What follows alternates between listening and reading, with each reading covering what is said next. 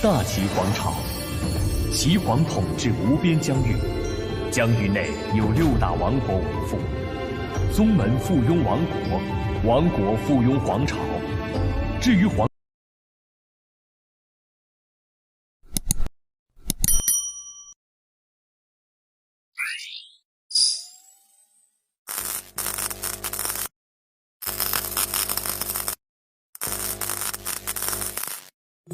Wajah Yu Bingyan langsung memucat, dan dia berseru keras, sebelum menutupi bibirnya dengan tangannya. Di matanya sangat terkejut, dan kepalanya mengangguk keras ketika dia menjawab, Tian Ge, santai, aku akan minum obat tepat waktu dan tidak akan membiarkanmu mengambil risiko bahkan sedikit bahaya karena aku. Saat dia berbicara, wajah Yu Bingyan berubah sedikit merah padam, dan dia menundukkan kepalanya, bergumam dengan suara kecil, aku semua milikmu, dan aku tentu saja ingin menjadi tua dengan Tian Ge, tanpa meninggalkan sisimu. Datang ke beberapa kata terakhir, putri kecil berkulit tipis sudah berubah warna merah tua, mengubur kepalanya ke dada Ling Tian. Ling Tian tertawa melihat reaksinya. Dia benar-benar dapat merasakan getaran wanita yang saat ini bersarang di dadanya, dan dia membungkuk padanya. Yan pernahkah kamu berpikir, dalam 30 hingga 50 tahun lagi, ketika kita sudah tua dan tidak bisa bergerak, kita akan duduk di kursi di luar halaman, dan menghitung rambut hitam satu sama lain. Kita akan tersenyum ketika kita menyaksikan putra dan cucu kita bermain-main di depan kita, dan itu adalah contoh dari pasangan yang menjadi tua bersama. Yu Bingyan hanya dengan malu-malu memotong respon, dan dengan terpesona, diam-diam mengangkat kepalanya lagi untuk melihat wajah Ling Tian, sambil berpikir pada dirinya sendiri, akan lebih baik jika aku bisa tinggal di sisi Tian Ge seumur hidupnya, sampai kepala kita penuh dengan rambut putih. Betapa bahagianya hal itu. Bahkan jika kamu memberi aku kesempatan untuk menjadi abadi, aku tidak akan menukarnya dengan ini.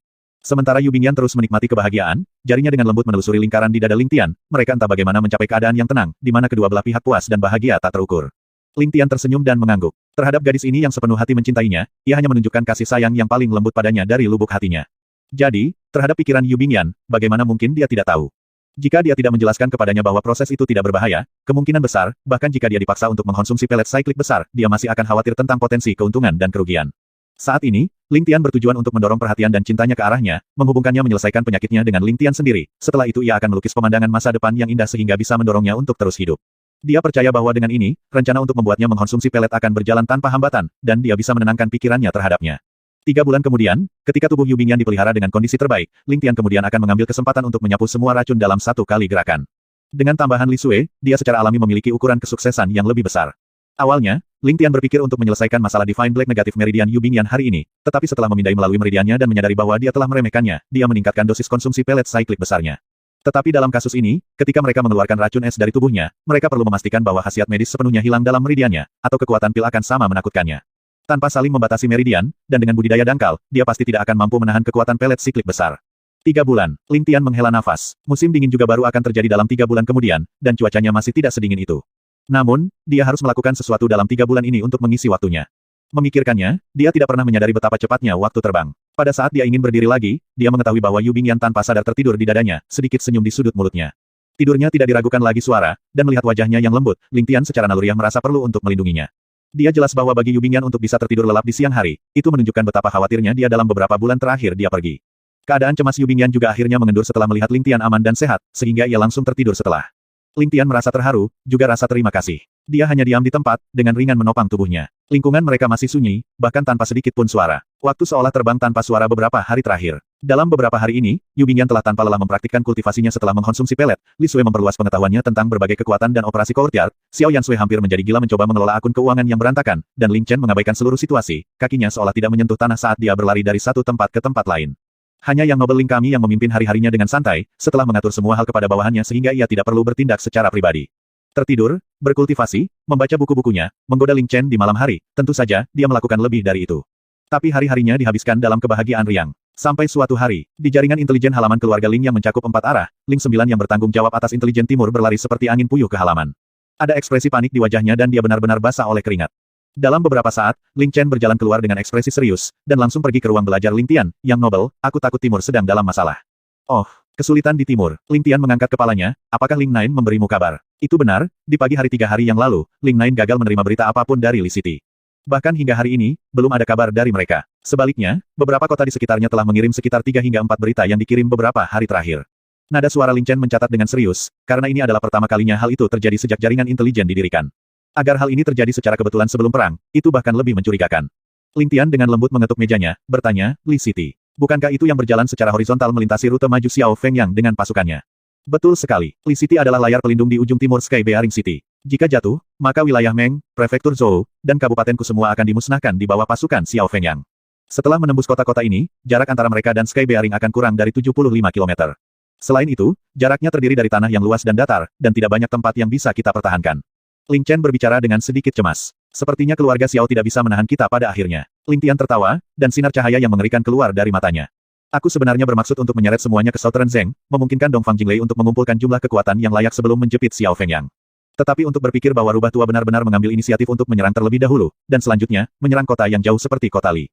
Itu bukan gayanya. Setelah merenung sebentar, Ling Chen mengangguk juga. Yang Nobel, apakah kamu ingin mengirim beberapa orang untuk melihatnya?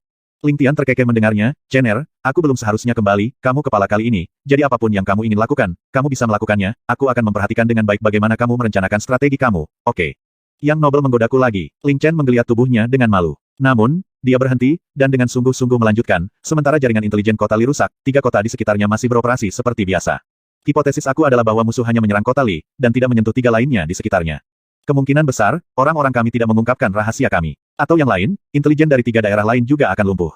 Pandangan cerdas muncul di mata Ling Chen, dan dia menyimpulkan, dan berdasarkan berita yang diberikan 3 kota di sekitarnya, belum ada gerakan mengenai pasukan Xiao Fengyang. Dengan demikian, pengambil alihan Li City seharusnya murni dilakukan oleh sekelompok kecil pakar elit top, dan mungkin tidak harus menjadi arah yang diambil tentara mereka. Tujuan utamanya adalah untuk menghilangkan mata dan telinga kita. Jika itu masalahnya, maka hanya ada 2 kemungkinan. Ling Tian duduk dengan senyum di wajahnya saat dia mendengarkan deduksi Ling Chen. Hatinya dipenuhi dengan kepuasan ketika melihat betapa dia telah tumbuh pada saat dia tidak ada. Saat ini, garis pemikirannya sudah memiliki bantalan seorang ahli strategi elit, dan ini membuat Ling Tian sangat bersyukur. Dia samar-samar mendengar Ling Chen melanjutkan, kemungkinan pertama adalah bahwa Xiao Fengyang sedang bersiap untuk mengambil alih Li City dalam sekali jalan, memaksakan dirinya ke pedalaman Sky Bearing. Yang kedua baginya untuk memotong intelijen kita dari timur, setelah itu mereka akan mengubah daerah itu menjadi milik mereka. Baik itu saran, kita tidak bisa duduk di atas paha kita dan menunggu.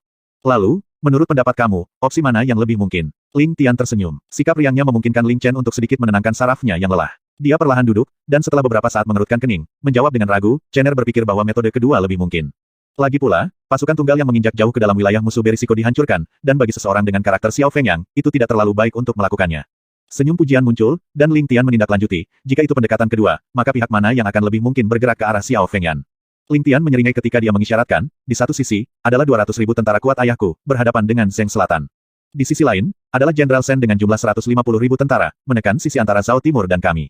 Jika Xiao Fengyang ingin bergerak, dia harus memilih sisi. Ling Tian tersenyum. Menurutmu pihak mana yang akan dipilih Xiao Fengyang? Ling Chen membeku dan tergagap, poin ini, sulit untuk dinilai. Ling Tian tertawa ketika dia bertanya, apakah penasihat tahu tentang ini? Ling Chen segera berkata, sebelum aku datang, aku sudah mengirim seseorang untuk memanggil penasihat untuk membahas beberapa hal. Dia akan segera tiba. Tepat saat suaranya terdengar, Meng Lige sudah mendorong tirai ke samping dan berjalan masuk. Dia dengan sopan membungkuk sebelum duduk sendiri. Saat itulah Ling Tian menemukan penasihat militer yang hebat ini benar-benar memegang teko kecil, dengan uap masih keluar darinya karena mengeluarkan aroma menyegarkan dari daun teh, bersama-sama dengan sedikit rasa zat.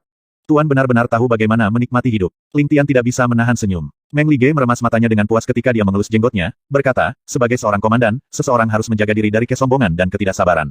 Sebelum pertempuran besar atau peristiwa penting, hal pertama yang perlu kita lakukan adalah memiliki hati yang tenang.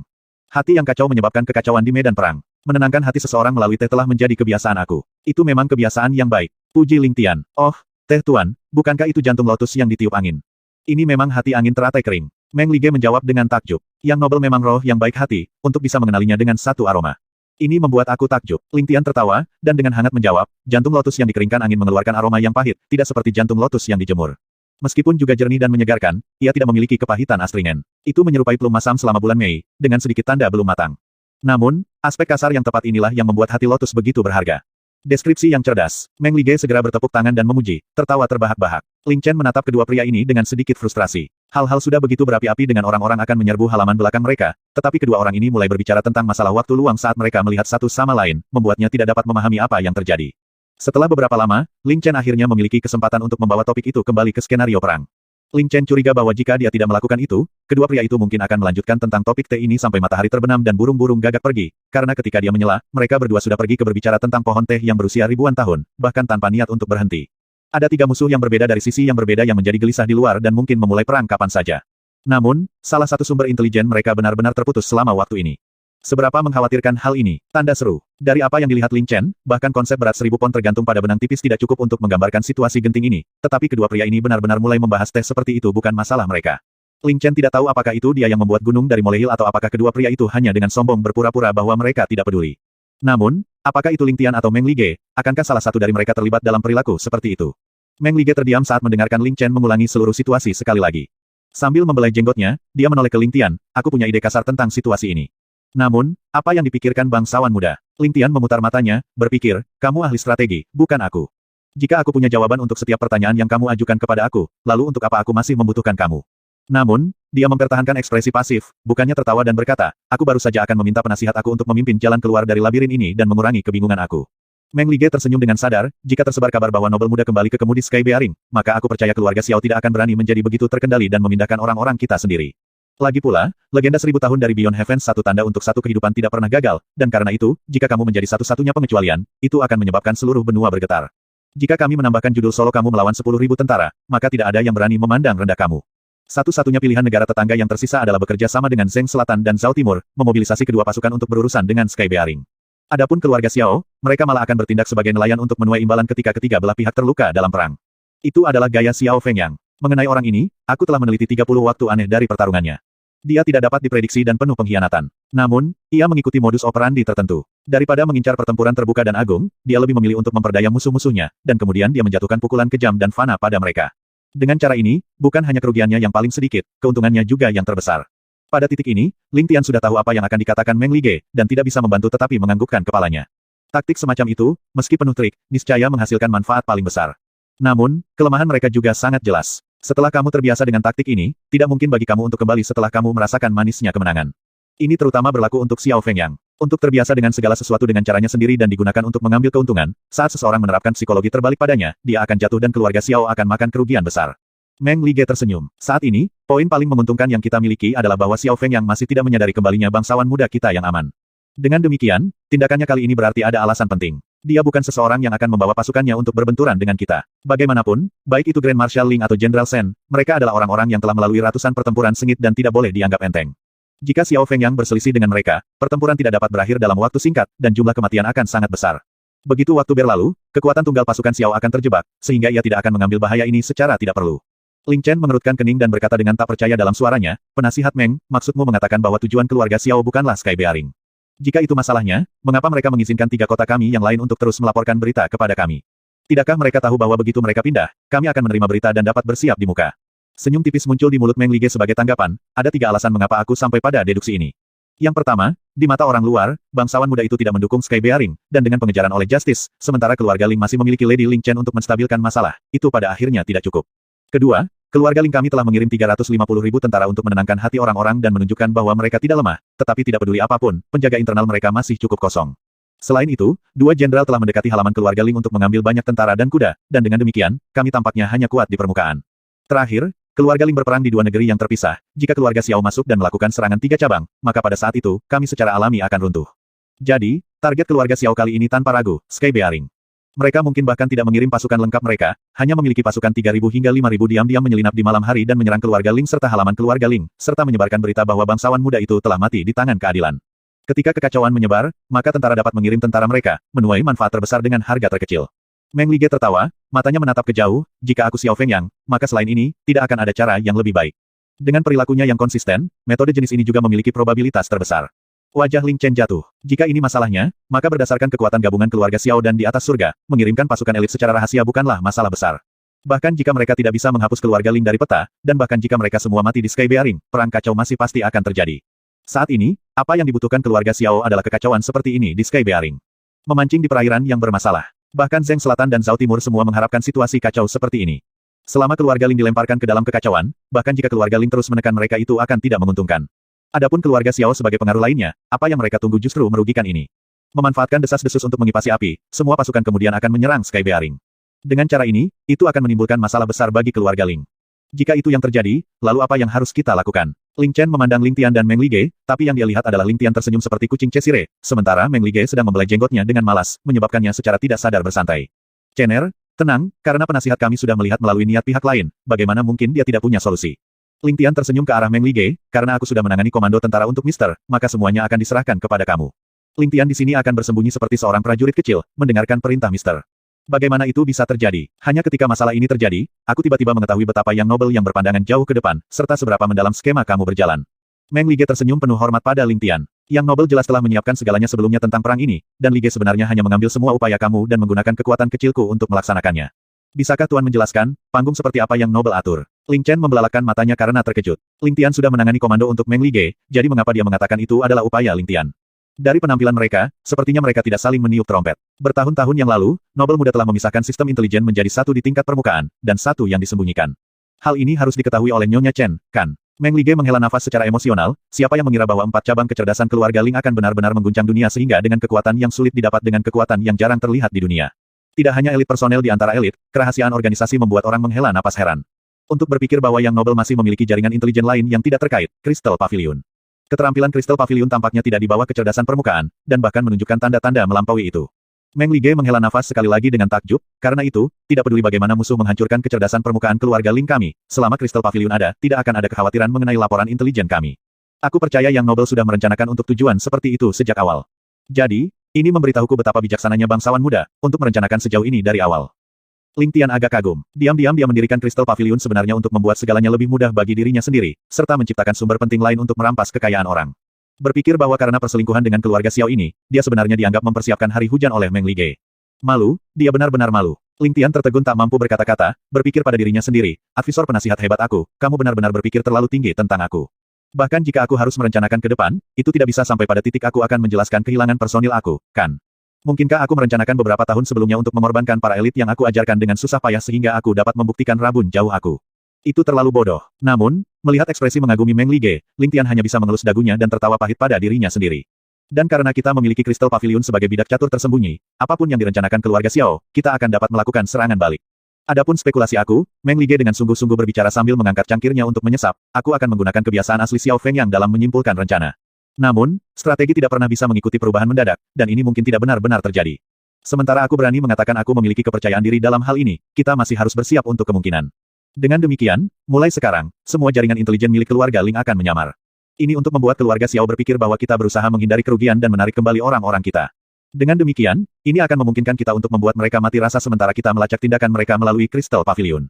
Kedua, berkenaan dengan kebuntuan di Zheng Selatan, kita harus menyebarkan desas-desus untuk mengatakan bahwa keluarga Xiao telah membentuk aliansi dengan keluarga Ling kami dan kami siap untuk membagi Zheng Selatan. Dengan hubungan antara kepala keluarga Xiao Feng Han dan Tuan Tua, akan ada kemungkinan 50% orang mempercayai rumor ini. Paling tidak, itu akan menciptakan kerusuhan di Zheng Selatan dan menghancurkan semua harapan Zheng Selatan membentuk aliansi dengan keluarga Xiao. Senyum licik kemudian bisa terlihat di wajah Meng Lige. Saat keluarga Xiao mengambil langkah, kami akan menyebarkan berita bahwa bangsawan muda Ling telah berhasil membunuh pemilik medali pesanan militer. Tidak masalah jika keluarga Xiao tidak berani menyebarkan desas-desus tentang bangsawan muda yang terbunuh, tetapi jika mereka melakukannya, efek dari kedua rumor tersebut akan dibatalkan. Jika keluarga Xiao mundur tanpa pertempuran, nama Yang Noble Ling akan terkenal di seluruh benua dan prestise keluarga Ling kami akan dinaikkan. Mata Ling Chen bersinar terang dan dia mengangguk dengan deras. Saat Meng Lige menyebutkan dua ide ini, dia sudah mulai merumuskan pemikirannya sendiri tentang mereka dan juga bagaimana dia dapat memastikan bahwa rencana itu dilaksanakan dengan lancar. Jika rencana Meng Lige dapat dilaksanakan dengan sukses, tidak hanya keluarga Ling tidak akan menderita kerugian, prestise keluarga Ling akan meningkat ke tingkat yang belum pernah terlihat sebelumnya. Ling Chen tidak pernah membayangkan bahwa berita yang dia takuti dapat dengan mudah diselesaikan oleh Meng Lige hanya dengan rencana sederhana. Pada saat ini, Ling Chen tidak lagi memiliki keraguan tentang kebijaksanaan Meng Lige. Ketiga, kita harus mengumpulkan kekuatan bandit di timur. Menurut yang aku tahu, seharusnya ada 2 kelompok bandit di timur kan? Dengan masing-masing kelompok menjadi sekitar 3.000 orang yang kuat. Meng Lige bertanya dengan sedikit ketidakpastian. Semua kekuatan ini di seluruh benua adalah pasukan rahasia Ling Tian dan rahasia terbesar di Courtyard. Meng Lige hanya samar-samar tahu tentang mereka dan tentang keberadaan kekuatan-kekuatan ini. Namun, tidak ada catatan tentang kekuatan-kekuatan ini di Courtyard dan dia hanya bisa menebak. Ling Tian menjawab dengan, memem, sebelum menjelaskan, hanya ada satu kelompok yang kuatnya sekitar 1.000 orang. Namun, mereka semua adalah elit, aku memindahkan kelompok lain ke wilayah di mana Jenderal Shen ditempatkan untuk membantunya. Selain itu, jika Dongfang Jinglei menjadi nakal, kelompok itu akan menjadi kartu truf tersembunyi untuk menghadapinya. Oh, Meng Lige menutup matanya dan menjawab, jika itu masalahnya, rencana awal aku harus sedikit diubah. Namun, bahkan jika kita tidak dapat menggunakan 1.000 orang ini untuk mencuri persediaan musuh, kita akan dapat menggunakannya untuk mengganggu jalur transportasi pasokan musuh. Jika Xiao Feng yang tidak bergerak, mereka tidak perlu bergerak. Tetapi saat pasukan Xiao Feng yang bergerak keluar, kelompok bandit ini harus memulai operasi pelecehan mereka. Mereka dapat memilih untuk membunuh, membakar, atau bahkan menghancurkan jalan untuk membuat kekurangan makanan di dalam pasukan keluarga Xiao. Bahkan jika mereka hanya dapat menunda persediaan selama beberapa hari, mereka harus mewujudkannya. Meng Lige terkekeh, selama persediaan keluarga Xiao dapat ditunda selama lebih dari 3 hari, kita dapat menyebarkan desas-desus tentang penghancuran gudang pasokan keluarga Xiao untuk membuat tentara mereka dalam kekacauan. Brilian, Ling Tian bertepuk tangan, jika moral pasukan tidak stabil, kita dapat menggunakan pembunuhan atau pembakaran untuk menyebabkan pemberontakan. Itu benar. Meng Lige tertawa, selain itu, kita harus memastikan bahwa Dongfang Jinglei mengumpulkan pasukannya selama periode waktu ini untuk secara terbuka melibatkan keluarga Kekaisaran Zhao Timur. Pada saat itu, bahkan jika keluarga Xiao memiliki niat untuk membentuk aliansi dengan Zhao Timur tidak akan memiliki tentara cadangan untuk berurusan dengan kami. Lebih jauh lagi, 150.000 tentara yang dimiliki Jenderal Shen sudah cukup untuk memastikan bahwa Zhao Timur tidak melakukan gerakan gegabah. Selain itu, kita dapat secara terbuka mengirim kelompok diplomatik ke Kekaisaran Wu untuk berteman dengan mereka. Meng Lige terkekeh dengan licik, kita hanya perlu mengirim mereka beberapa sutra dan kulit tanpa melakukan hal lain dan itu akan cukup untuk membuat Southern Zheng dan keluarga Xiao curiga dan gelisah. Setelah semua pengaturan ini, kita bisa duduk dan rileks. Pada saat itu, kami dapat fokus pada pembalasan terhadap pasukan keluarga Xiao. Bangsawan muda dan Ling Jian kemudian dapat memimpin para elit halaman kami keluar dalam 3 arah yang berbeda. Jika keluarga Xiao benar-benar berani mengirim elit mereka untuk menyusup ke Sky Bearing, kami akan memastikan bahwa mereka tidak kembali hidup-hidup. Tidak masalah jika Xiao Feng yang tidak bergerak, tetapi saat dia bergerak, kita dapat memanfaatkan kesempatan ini untuk mengejarnya kembali ke kota asalnya. Sepertinya penasihat Meng tidak bermaksud membiarkanku pergi. Apakah akan menjadi kejahatan bagi aku untuk beristirahat dengan tenang selama beberapa hari? Mengapa semua orang sangat ingin mengusir aku? Ling Tian bercanda, yang cakap harus bertanggung jawab lebih banyak. Meng Lige mengelus jenggotnya dan tersenyum, dengan kemampuan bangsawan muda untuk melawan keadilan, akankah ada orang di dunia yang mampu berurusan dengan bangsawan muda? Meng ini secara alami nyaman dengan para bangsawan muda mengambil tindakan secara pribadi. Ketika dia mengatakan itu, mata Meng Lige berbinar, ini juga baik-baik saja jika bangsawan muda tidak ingin pergi keluar. Selama bangsawan muda membuat pengumuman kepada dunia dan naik tahta, kamu tentu tidak perlu keluar. Sejak zaman kuno, tidak pernah ada seorang kaisar pun yang menjalankan misi pembunuhan. Kalau begitu yang terbaik bagiku untuk pergi. Ling Tian tertawa getir, kakek dan ayah sama-sama sangat sehat. Agar Tuan Meng menyarankan agar aku naik tahta, bukankah kau mendorongku ke dalam api? Hanya satu kejahatan karena tidak berbakti kepada orang tua aku sudah cukup bagi dunia untuk melancarkan serangan ke Sky Bearing. Aku benar-benar tidak mengerti keluargamu. Meng Lige menggelengkan kepalanya dan menghela nafas. Kalian bertiga memilih untuk membiarkan tahta kosong dan menghindarinya seperti wabah. Betapa membingungkan. Ling Tian tertawa getir. Kakeknya Ling Zhan sudah tua dan tidak memiliki pikiran naik tahta. Dengan kepribadian ayahnya mungkin akan marah ketika naik ke tahta dan mengusir semua pejabat sipil di pengadilan dan menjalankan negara dengan militer. Selain itu, seorang kaisar perlu memiliki selir dan dengan ibu yang memegang kendali, ayahnya tidak akan pernah berani naik ke tahta karena itu. Dengan 2 generasi tetua yang masih hidup, bukankah akan sama saja dengan mengutuk para tetua kematian dini jika Ling Tian naik tahta? Tabu semacam itu adalah sesuatu yang Ling Tian tidak akan pernah melakukan. Dengan demikian, tahta dibiarkan sementara kosong. Tuan Meng, yang terbaik bagi kamu untuk melanjutkan. Ling Tian tertawa kering dan menghapus keringatnya. Selain itu, Ling Tian akan kehilangan semua kebebasannya saat dia naik tahta. Ling Tian masih ingin menjalani kehidupan tanpa beban selama beberapa tahun lagi. Haha, Meng Lige memandang Ling Tian dan tidak bisa menahan tawa. Setelah berpikir sejenak, senyum yang nyaris tak terlihat kemudian bisa terlihat di wajahnya. Selama bangsawan muda mampu menghilangkan elit keluarga Xiao yang telah menyusup ke Sky Bearing, Xiao Feng yang akan dikelilingi dari segala arah oleh strategi multi cabang kami. Terlepas dari berapa banyak trik dan rencana yang ia miliki, ia tidak punya pilihan selain mundur. Pada saat itu, rencana bangsawan muda untuk Southern Zheng juga dapat dilakukan. Tanpa bala bantuan, Zheng Selatan harus mengubah nama keluarga mereka menjadi Ling dalam waktu kurang dari 10 bulan. Dengan kami menaklukkan Zheng Selatan dan Dongfang Jinglei yang mendukung kami di Zhao Timur, kedua pasukan kami dapat berkumpul bersama untuk menelan Zhao Timur. Pada saat itu, hanya pertempuran terakhir dengan keluarga Xiao yang akan tersisa dan setengah benua akan berada dalam jangkauan kita. Jika rencana ini dilaksanakan dengan benar, tidak akan mustahil bagi mereka untuk menghancurkan pasukan Xiao Fengyang. Namun, rencana Meng Lige tampaknya tidak termasuk menghancurkan pasukan Xiao Fengyang.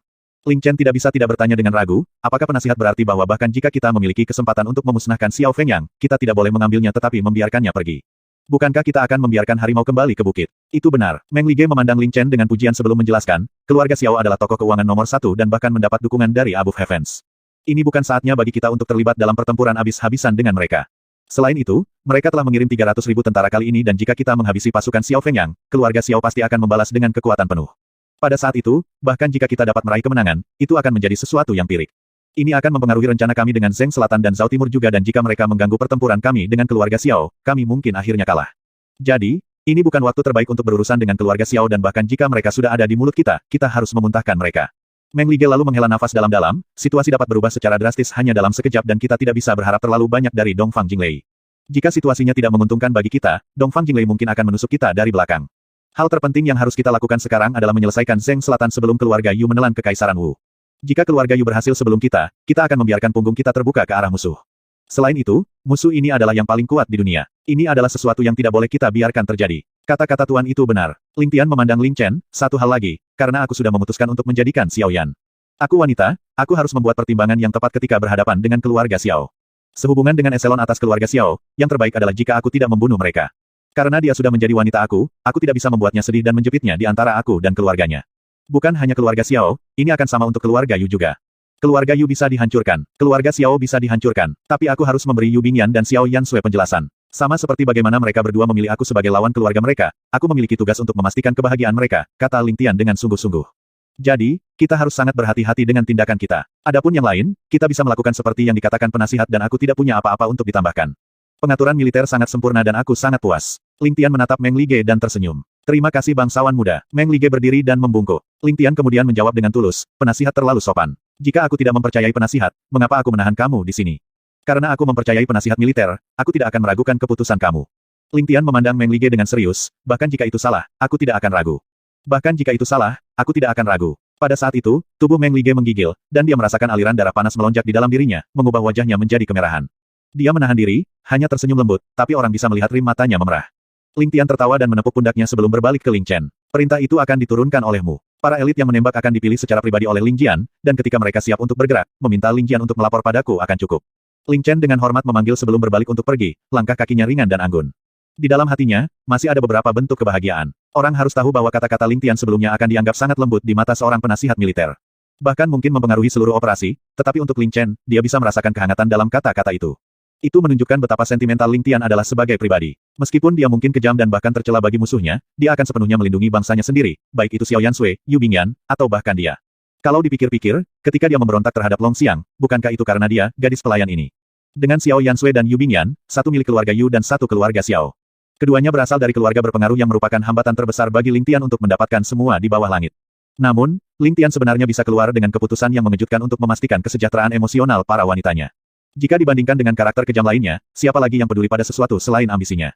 Namun, Ling Tian peduli, dan sangat peduli. Sementara ini mungkin menimbulkan masalah di jalan dominasi dunianya, Ling Tian telah lama memutuskan untuk melakukan hal itu. Memusnahkan keluarga Xiao dan Yu pergi tanpa berkata. Namun, kehidupan orang-orang yang memiliki hubungan dengan salah seorang wanita harus dipertimbangkan. Kalimat ini sudah sepenuhnya berbicara tentang desakan Ling Tian yang unik dan juga berbicara banyak tentang betapa Ling Tian sangat mencintai wanitanya. Di dunia ini di mana istri seperti pakaian tetapi saudara laki-laki seperti tangan dan kaki seseorang, posisi wanita sangat rendah. Dari sudut pandang wanita, bagi Ling Tian untuk melakukan ini sangat berharga bagi mereka. Sangat mudah untuk menukar harta yang tak ternilai, tetapi sulit untuk mendapatkan suami yang sempurna. Inilah mengapa Ling Chen senang dan tersentuh. Berbalik, Ling Tian tertawa, penasihat, sekarang kita tidak terbebani, ayo, aku masih belum senang mencoba daun tehmu. Meng Lige juga tertawa tak terkendali. Karena bangsawan muda ingin menikmati dirinya sendiri, maka Meng Lige akan menemanimu untuk minum sepuas hati kami. Saat dia berbicara, keduanya bertukar pandang, saling memahami pikiran satu sama lain saat mereka berbagi senyum. Rumor tersebar di semua tempat. The Heavenly Star Continent menjadi surga bagi rumor secara tiba-tiba. Rumor tiba-tiba menjadi sinonim dari berita, dan apa yang dianggap berita akurat tidak lagi ditemukan. Rumor pertama adalah bahwa bangsawan muda Kekaisaran Bantalan Langit Ling Tian dibunuh oleh Martial Order Medallion dan bahwa Justice sudah kembali ke Beyond Heavens, mengembalikan medali Martial Order. Keluarga Ling telah diam-diam membawa tubuhnya kembali ke Sky Bearing, dan untuk mencegah tentara dari tumbuh gelisah, memilih untuk merahasiakannya. Rumor kedua mengatakan bahwa sementara kepala bela diri mengejar Ling Tian, dia jatuh ke dalam perangkapnya dan dibunuh oleh Ling Tian. Dengan demikian, Ling Tian sekarang telah mengambil alih posisi pemilik medali Order Martial, menjadi ahli top baru, pahlawan baru generasi ini. Selanjutnya, detail tentang bagaimana pertarungan berlangsung, bagaimana Ling Tian melakukan serangan balik serta seberapa kuat pertarungan terakhir tersebar di sekitar seperti api oleh seniman bela diri, seolah-olah mereka ada di sana di tempat kejadian. Narasinya berwarna cerah, dan ludah disemprotkan kemana-mana ketika mereka berbicara, menyebabkan semua orang menatap tercengang pada mereka. Dari waktu ke waktu akan ada penentang desas-desus yang akan berkumpul bersama. Bahkan akan ada beberapa yang mulai berkelahi satu sama lain, mencoba untuk saling mencekik sambil bersikeras bahwa pihak mereka adalah kebenaran dan bahwa pihak lain memuntahkan omong kosong. Dalam acara ini, benua bintang surgawi tampaknya telah menjadi pasar yang hidup yang berputar untuk menemukan keseluruhan cerita. Ada orang-orang yang curiga, orang-orang tak percaya, orang-orang yang melihat perselingkuhan ini dengan Schadenfreude. Seluruh benua tampaknya telah menjadi panci berisi air mendidih, menggelegak dalam kegembiraan. Ketika dua desas-desus yang kuat itu keluar, datanglah percikan air dingin yang menyebabkan wajah semua orang yang hadir berubah. Rumor ketiga menyebar dengan cepat. Apakah kamu tahu mengapa 200.000 pasukan keluarga Ling ditempatkan di Southern Zheng? Hehe, keluarga Ling sudah membentuk aliansi dengan keluarga Xiao dan sedang menunggu mereka tiba sebelum kedua keluarga bekerja sama untuk menelan Zheng Selatan dan menyatukan dunia. Aku juga mendengar bahwa ketika kedua keluarga menghancurkan Zheng Selatan, mereka akan menarik batas, dengan timur milik Xiao dan barat milik Ling. Mereka bahkan memiliki nama untuk itu, Sungai Batas Ling Xiao. Berita aku akurat. Aku bahkan mendengar bahwa keluarga Xiao dan Ling adalah teman lama dan patua mereka telah bersumpah bersaudara selama lebih dari 1 dekade. Jika keluarga Xiao tidak mencari keluarga Ling, lalu siapa lagi yang akan mereka temukan? Sekarang keluarga Ling telah mendapatkan beberapa manfaat, tentu saja mereka harus berbagi. Selain itu, putri kecil keluarga Xiao bahkan bertunangan dengan bangsawan muda Ling Tian. Sebenarnya, ketika mereka melanggar pertunangan pernikahan tahun itu semua merupakan taktik untuk menipu masyarakat. Bahkan serangan keluarga Xiao pada keluarga Ling semuanya tindakan, hanya tipuan. Sementara semua orang cukup bodoh untuk percaya, aku adalah seseorang dengan pikiran yang baik dan dapat dengan jelas melihat. Itu benar, hahaha, sepertinya Southern Zheng mendukungnya. Ya, aku mendengar bahwa pasukan keluarga Xiao akan segera tiba. Sepertinya mereka sudah berencana untuk menyerang segera. Keluarga Ling tidak hanya berada di jalur yang sama dengan keluarga Xiao. Kamu pasti tidak tahu ini, tetapi keluarga Ling juga bersekutu dengan Kabupaten Wu, jangan percaya. Dasar, orang tua ini secara pribadi telah melihat kepala kelompok diplomatik menuju Kabupaten Wu, mengapa mereka bahkan pergi ke sana saat ini? Aku berasumsi bahwa hal-hal ini sedang terjadi, lihat sumber aku, bukankah itu akurat? Aneh, tidak masuk akal. Semua jenis berita berbeda terbang di sekitar seluruh benua bintang surgawi. Ada yang baik, ada yang buruk, ada yang tidak berguna, dan ada yang mengungkapkan informasi penting.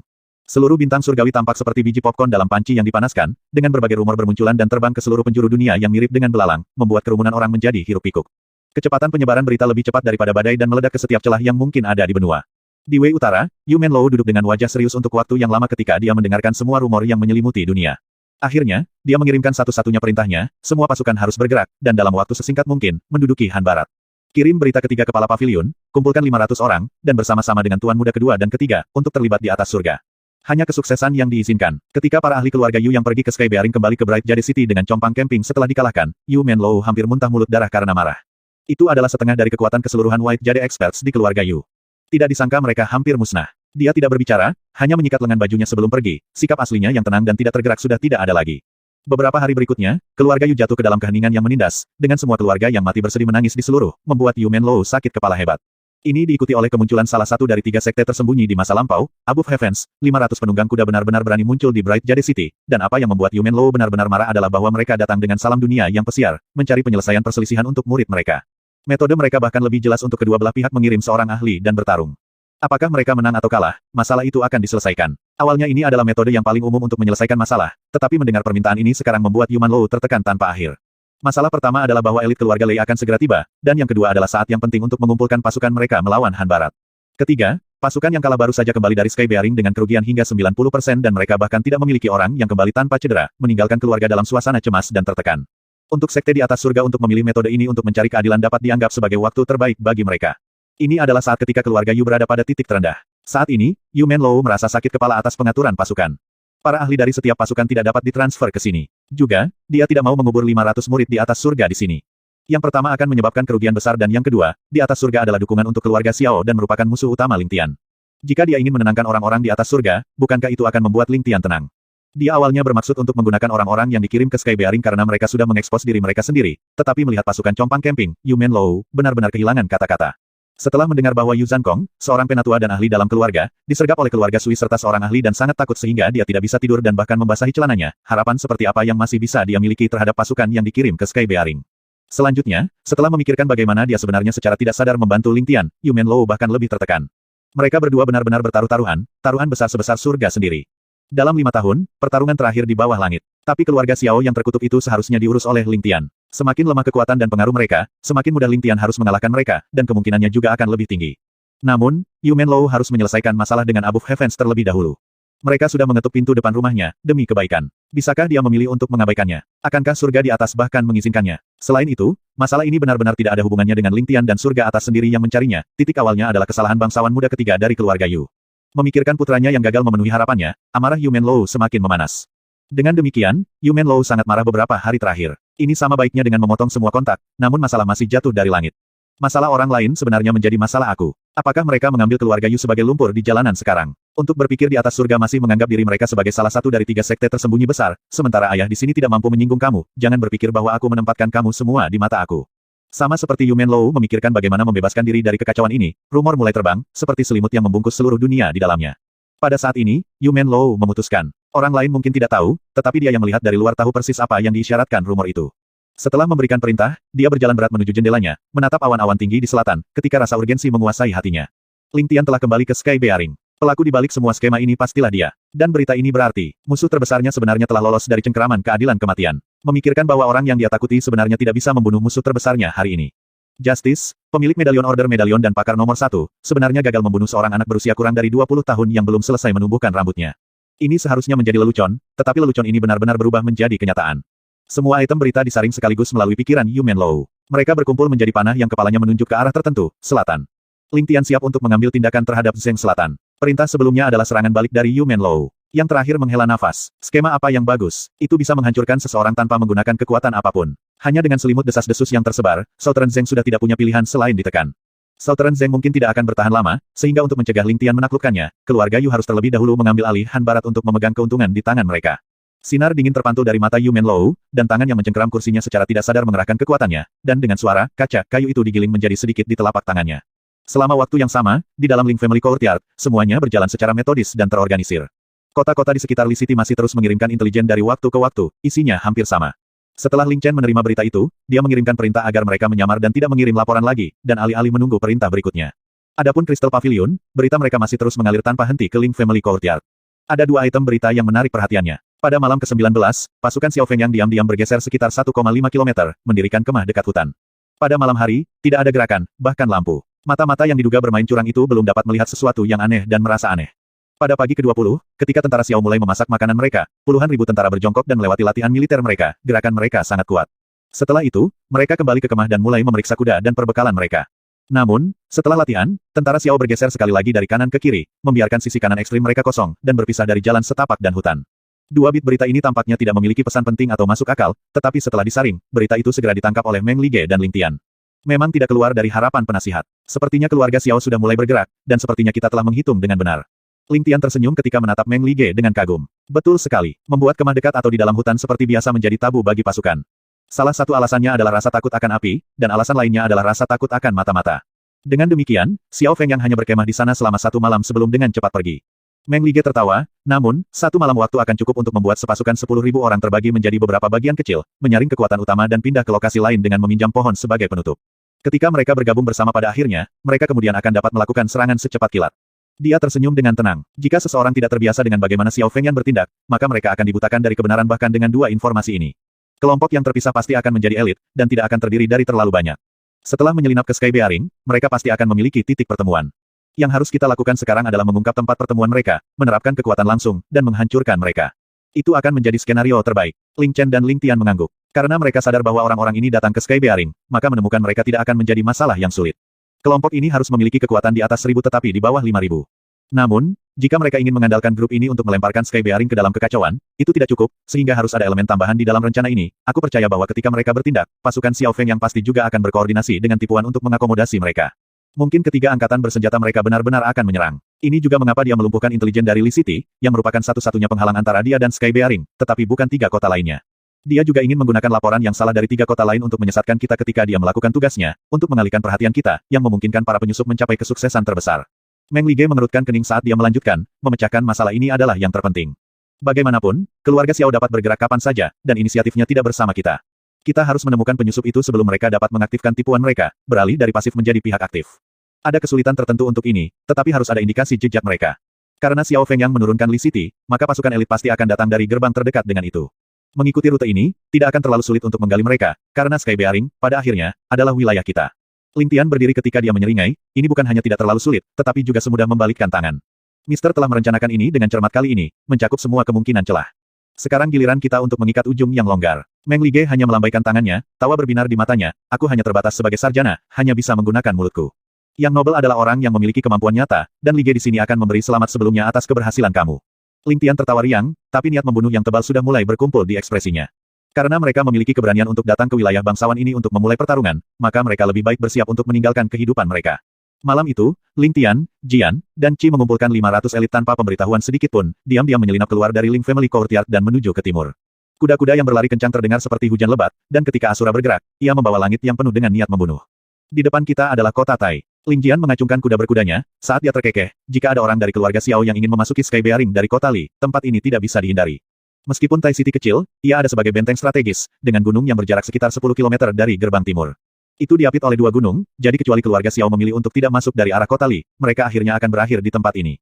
Ling Tian duduk lurus di atas kudanya. Bahkan dengan angin kencang menerpa wajahnya, matanya terbuka lebar, baja di dalamnya berkilau. Apakah tidak ada penjaga yang berdiri di pintu masuk kota Tai? Jika beberapa ribu orang dari keluarga Xiao lewat, bagaimana mereka bisa bersembunyi dari kita? Ling Jian menjawab, berdasarkan pada elit rahasia keluarga Xiao, untuk melenyapkan beberapa prajurit bukanlah hal yang sulit. Bahkan jika mereka mengendalikan seluruh prajurit benteng, aku tidak akan merasa terkejut. Bodoh, mengapa kamu tidak bisa berpikir satu lapisan lebih dalam? Ling Tian melotot. Tujuan keluarga Xiao adalah Sky Bearing, yang mencakup Ling Residence atau Ling Family Courtyard. Jika mereka hanya ingin membunuh orang di sini, akan ada beberapa berita tidak peduli bagaimana mereka melakukannya.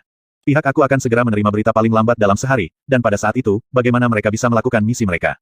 Rencana Xiao Feng yang akan mati sebelum memiliki kesempatan untuk muncul. Baginya untuk dengan saksama berusaha keras merencanakan ekspedisi ini, bagaimana ia bisa membuat kesalahan pada titik kritis ini. Yang Noble mengatakan, bahwa di dalam benteng, sudah ada agen rahasia milik keluarga Xiao. Otak Ling Jian mengklik dan dia berkata tanpa berpikir. Wajah Ling Tian tenang seperti air, tetapi jejak niat membunuh tebal melintas di matanya. Bukan hanya orang seperti itu, tetapi peringkat mereka juga harus cukup tinggi. Namun ini masih dalam harapan aku. Telah meneteskan air liur untuk Sky Bearing untuk waktu yang lama, jika mereka tidak memiliki mata-mata di tempat itu, maka itu akan aneh. Namun, setelah masalah ini, semua personel yang menyamar di keluarga Ling yang berasal dari Xiao semua akan berubah menjadi abu dan tulang. Di samping, Ling Qi dikejar dengan kudanya, berlari bersama mereka berdua dengan ekspresi kegembiraan di wajahnya. Sebelum ini, anak itu telah ditugaskan oleh Ling Chen untuk berjaga di samping Sui Qianhuan, menyebabkannya lumpuh parah. Sekarang dia memiliki kesempatan untuk keluar, dan bahkan untuk mengikuti Ling Tian dan Jian, idolanya dan senior yang disegani, dia menjadi lebih energi dan bersemangat. Saat ini, setelah perjalanan panjang, bahkan Ling Tian mulai merasakan gatal dan lecet pada kaki dan pantatnya, tetapi Ling Qi masih melenting dan lincah, hidup tak terkira. Lihat ini, Qi kecil kita sangat energi. Ah Jian, dibandingkan dengan dia, kita seperti orang tua. Ling Tian tersenyum ketika menatap Ling Qi, sebelum berbalik untuk berbicara dengan Ling Jian. Mendengar ini, Ling Jian hampir jatuh dari kudanya. Tua, bahkan jika dia lebih tua dari Ling Tian, dia baru berusia 19 tahun. Bagaimana usianya? Selain itu, meskipun Ling Qi disebut muda, dia sudah berusia 16 tahun. Hanya saja Ling Tian menyiratkan bahwa Ling Jian lebih tua dari Ling Qi selama bertahun-tahun. Bagaimana bisa? Dan untuk berpikir bahwa Ling Tian memanggilnya kekanak-kanakan beberapa hari yang lalu, dan sekarang dia berbalik dan mengatakan bahwa dia sudah tua, jadi apa sebenarnya dia? Tidak peduli apa, dia harus mengatasi kata-kata bangsawan muda. Menghadapi angin, Ling Jian tertawa tak terkendali, tak usah dikatakan. Saat ini, Little Qi sedang menghadapi musim semi. Memiliki sedikit keindahan di sampingnya untuk ditemani setiap hari, tentu saja hari-harinya akan dihabiskan dengan bahagia. Telinga Ling Qi langsung memerah, dan dia berpura-pura marah. Saudara Jian, omong kosong apa yang kamu ucapkan? Sejak kapan aku memiliki kecantikan di sisiku? Di sisi lain, Feng Mo diam-diam telah tiba. Dia tertawa terbahak-bahak, sebelum memegang hidungnya dan melakukan tiruan terbaik dari seseorang ketika dia dengan aneh mencibir. Little Qi, aku akan membuat daging cincang keluar darimu, cepat, datang ke sini, kemudian dia kembali ke suara lamanya, tertawa serak sambil melanjutkan, hari itu, aku mendengar dua kalimat ini dan tulang lelaki tua ini menjadi lunak. Segera, Yang Noble, kamu harus menghargai aku untuk ini, jika bukan karena Feng tua ini merawatnya, aku khawatir saudara kecil kami Ling Qi akan mendapatkan bunganya dipetik oleh Miss Deer. Oh, tunggu, berdasarkan Lady Li Sue, seharusnya having rumputnya dimakan. 565. Semua orang yang hadir tertawa terbahak-bahak, dengan bersemangat melambaikan tangan mereka. Beberapa bahkan jatuh dari kuda mereka karena tawa. Wajah Ling Qi berubah merah padam karena marah, dan dia mencoba menjelaskan, tetapi tidak ada yang mendengarkannya.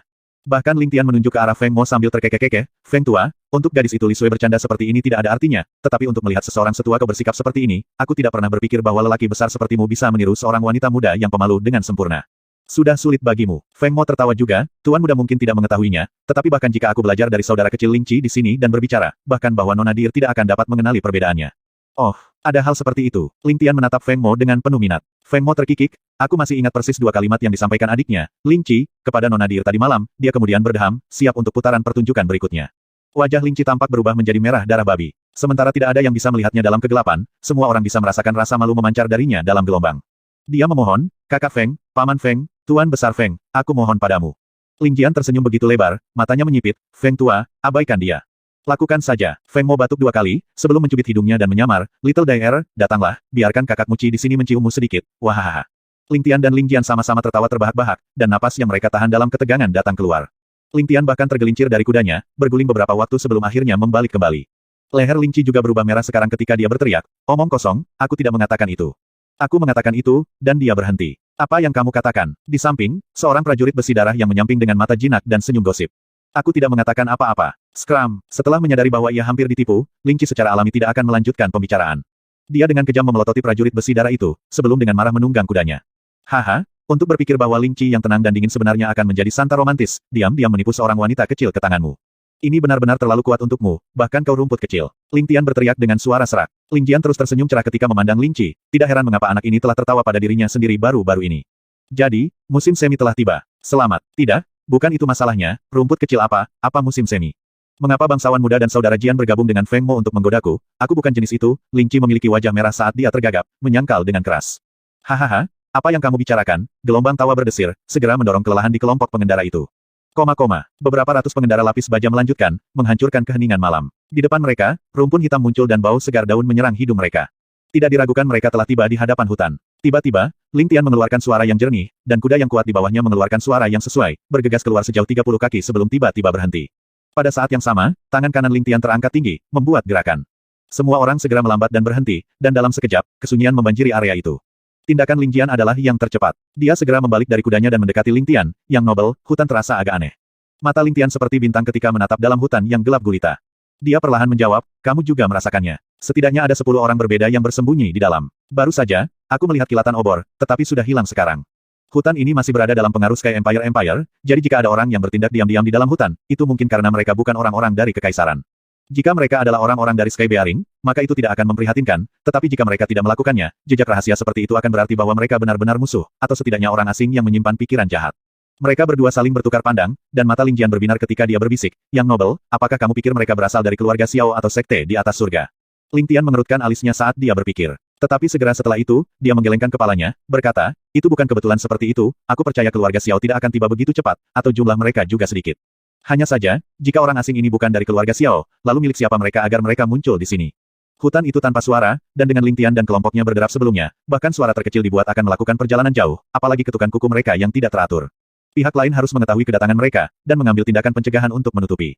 Ling Tian dengan hati-hati melihat ke arah depan, sebelum melambaikan tangannya saat dia dengan lembut memperingatkan, semua harus turun dan menyembunyikan dirimu. Saat ini, musuh ada di dalam terang sementara kita berada di kegelapan, jadi kita tidak bisa bergerak dengan tergesa-gesa.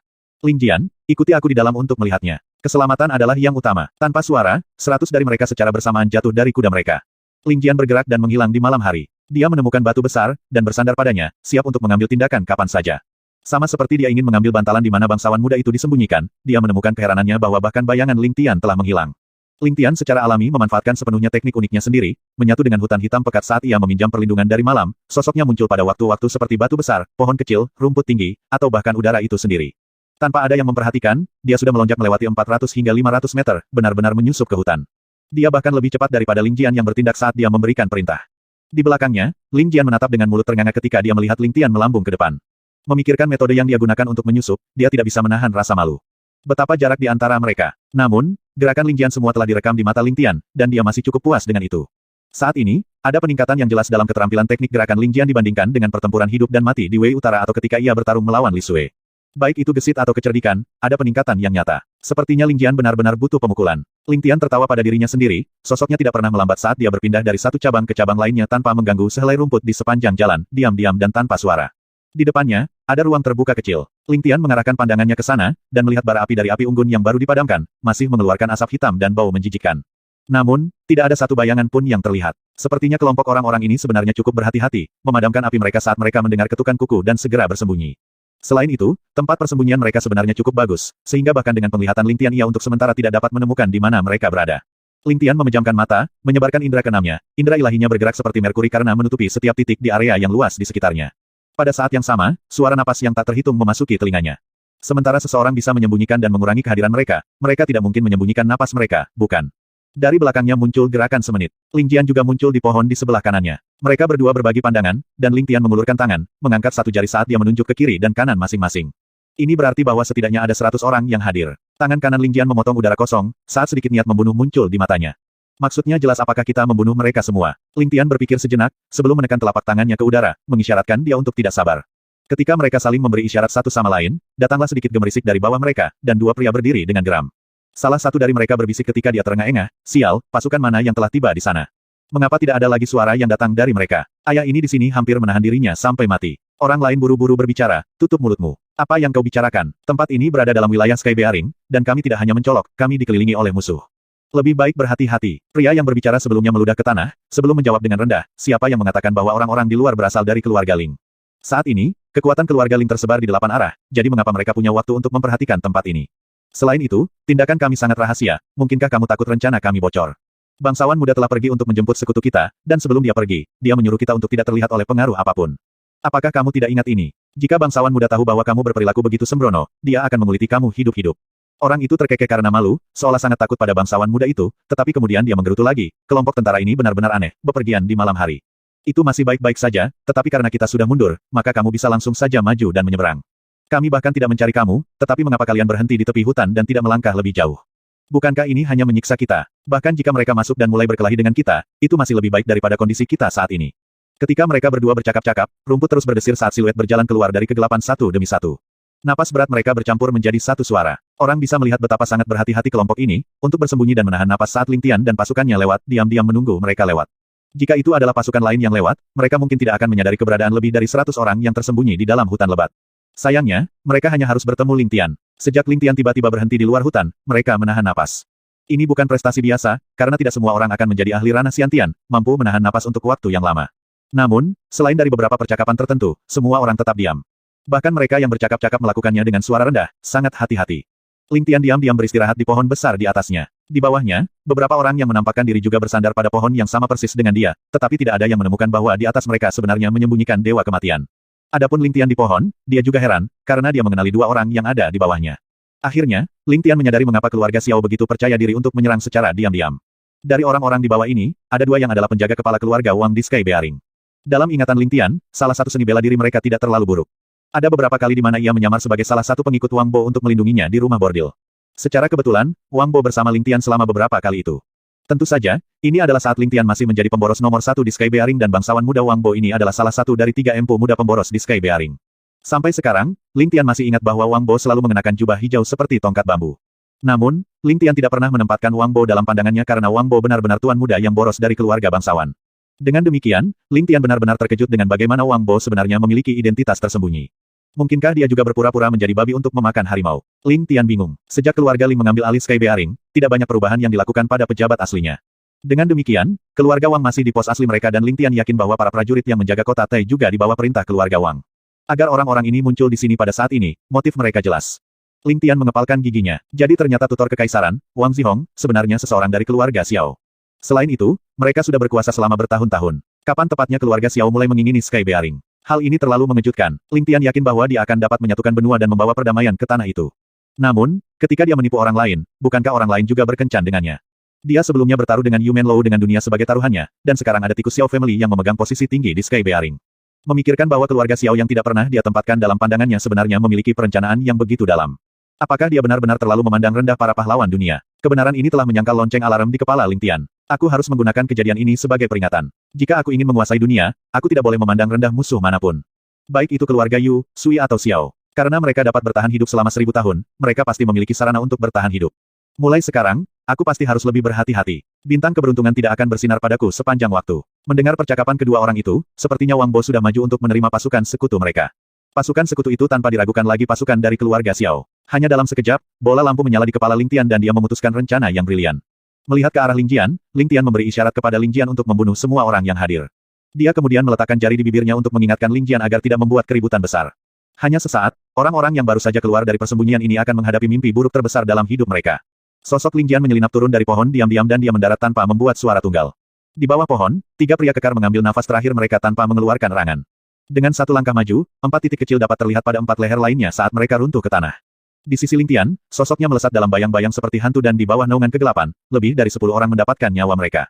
Mereka berdua telah membagi pekerjaan dengan sangat jelas, dengan satu mengambil kiri dan yang lain mengambil kanan. Sosok mereka melesat di sekitar seperti sambaran petir dan mereka tidak terdeteksi seperti roh.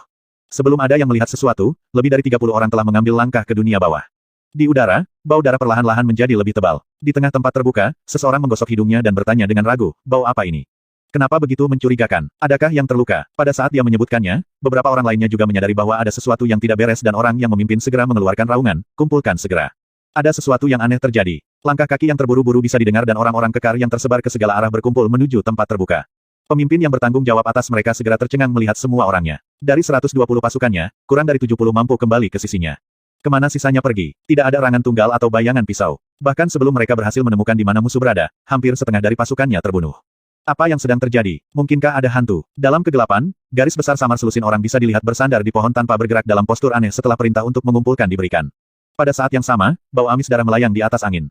Ini bukan pertama kalinya mereka keluar di dunia pugilistik dan mereka semua mengerti bahwa saudara-saudara mereka telah mengalami kecelakaan. 4 Wang tua, Old for Wang, sial, kau ada di mana? Pemimpin itu tidak percaya pada apa yang dilihatnya dan meneriakkan nama rekannya sambil memegang sedikit harapan terakhir di dalam hatinya. Kecemasan dan kepanikan dalam suaranya tidak bisa disembunyikan sama sekali. Namun, pertanyaannya disambut oleh kesunyian malam dan kabut yang melayang, membuat hutan semakin menakutkan. Semua orang bisa merasakan ada sesuatu yang tidak beres dan mereka semua berkeringat dingin, mengocok di tempat itu dengan telapak tangan mereka basah oleh keringat. Lingkungan sekitar benar-benar sunyi, tetapi tampaknya ada binatang buas yang bersembunyi di balik kabut, menunggu waktu mereka untuk meluncurkan serangan bunuh yang pasti. Suasana hutan dipenuhi dengan kematian dan suasana ini membuat hati para lelaki kekar berdebar dalam ketakutan. Serangkaian suara dentang bisa terdengar dan para lelaki kekar semua menghunuskan senjata mereka saat mereka mengangkat penjaga mereka dan mengawasi sekitarnya dengan cermat. Senjata mereka memantulkan cahaya bulan dan ketika cahaya ini dipantulkan ke wajah orang-orang kekar, semua ekspresi mereka sangat pucat tanpa kecuali. Dalam keadaan sangat ketakutan, gigi seseorang mulai berceloteh dan suara yang biasanya tak terdengar ini seperti guntur di hutan yang sunyi. Duki, pergi dan lihat Old For Wang dan lihat apa yang salah dengannya. Pemimpin itu meraih pedangnya dan memerintahkan. Wajahnya dipenuhi dengan keringat tetapi dia bahkan tidak berani menghapus keringat dari wajahnya. Seorang pria berjubah hitam mengakui perintah itu ketika dia berjalan maju bersiap untuk menyerahkan hidupnya. Dia memegang pedangnya dengan hati-hati dan berjalan menuju Old For Wang perlahan dengan suara gemerisik. Untuk beberapa alasan, di telinga orang-orang yang sangat ketakutan ini, suara gemerisik ini terdengar seperti irama kematian. Melihat Duki mendekati Old For Wang, semua orang menatapnya dengan cermat tanpa berani berkedip. Duki akhirnya mengumpulkan keberaniannya dan berjalan ke tubuh Old For Wang. Melihat ke bawah, dia melihat bahwa Old For Wang memiliki senyum aneh di wajahnya dengan mata terbuka lebar. Pada saat yang sama, tanda merah tipis terlihat di lehernya dan dia jelas sudah berhenti bernapas untuk waktu yang lama. Dalam keadaan kaget, Duki mundur selangkah secara refleks dan merasa tenggorokannya dipenuhi pasir. Saat dia berbalik dan hendak mengatakan sesuatu, dia mendengar desahan rekan-rekannya. Old For Wang yang awalnya adalah orang mati tiba-tiba berdiri dengan senyum aneh di wajahnya dan menerkam Duki. Duki merasa jiwanya meninggalkan tubuhnya dalam ketakutan dan dia benar-benar lupa mengayunkan senjatanya sendiri. Dia kemudian merasakan sakit yang tajam di dadanya dan pedang panjang dengan cepat ditarik kembali ke kegelapan.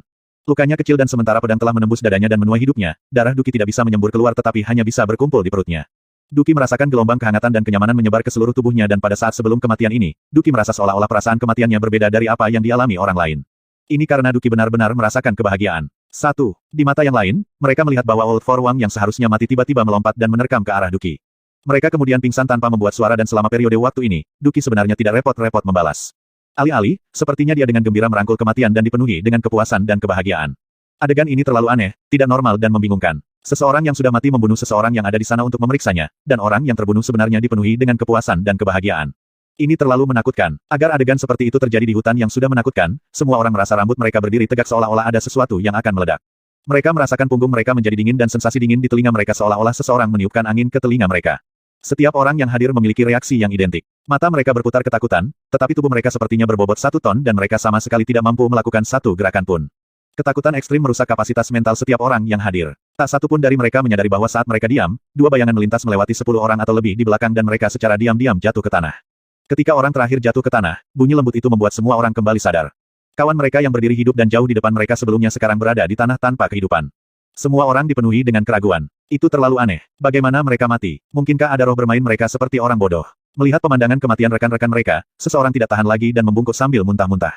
Semua orang tampaknya terbangun dari mimpi buruk ketika mereka menjerit sedih. Pemimpin mereka bermandikan keringat saat suaranya bergetar, menagih lebih dulu sebelum apapun.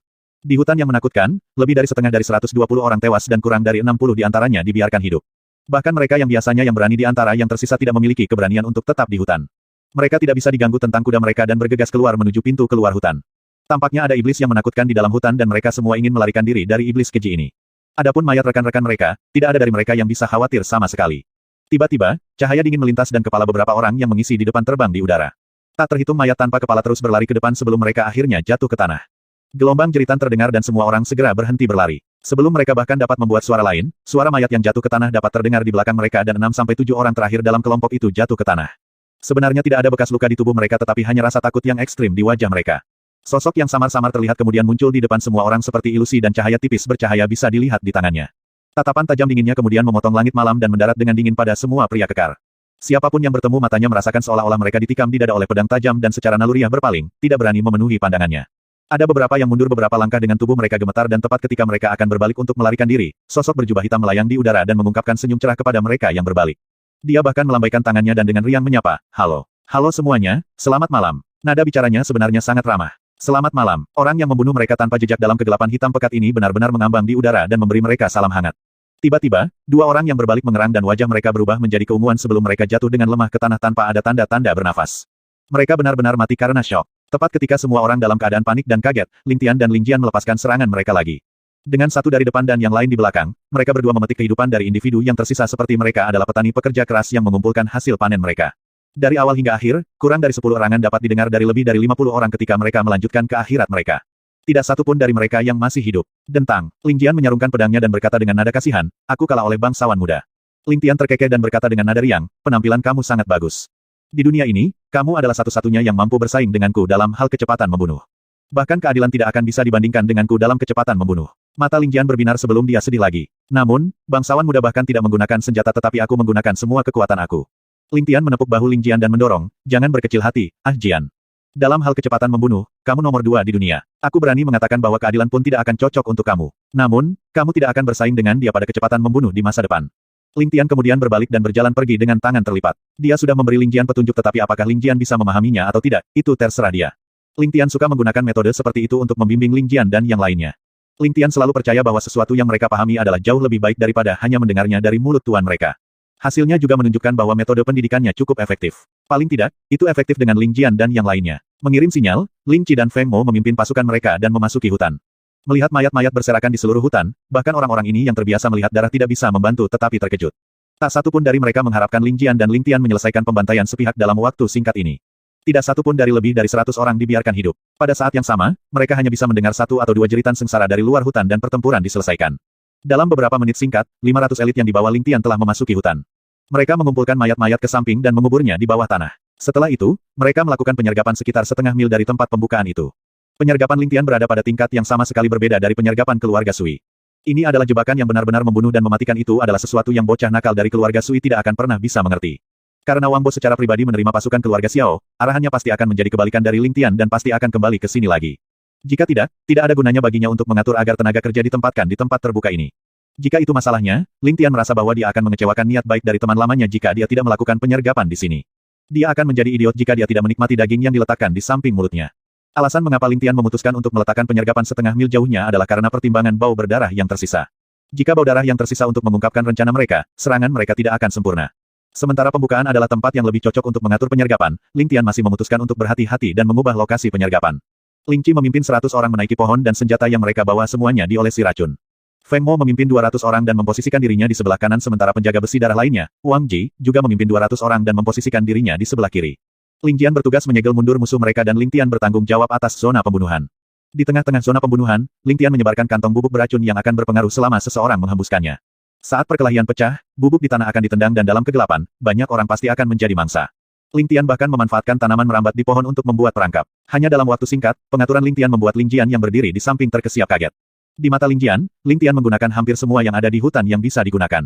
Namun, Ling Tian tampaknya masih tidak puas dan menghunuskan pedangnya untuk membuat sayatan pada cabang-cabang pohon.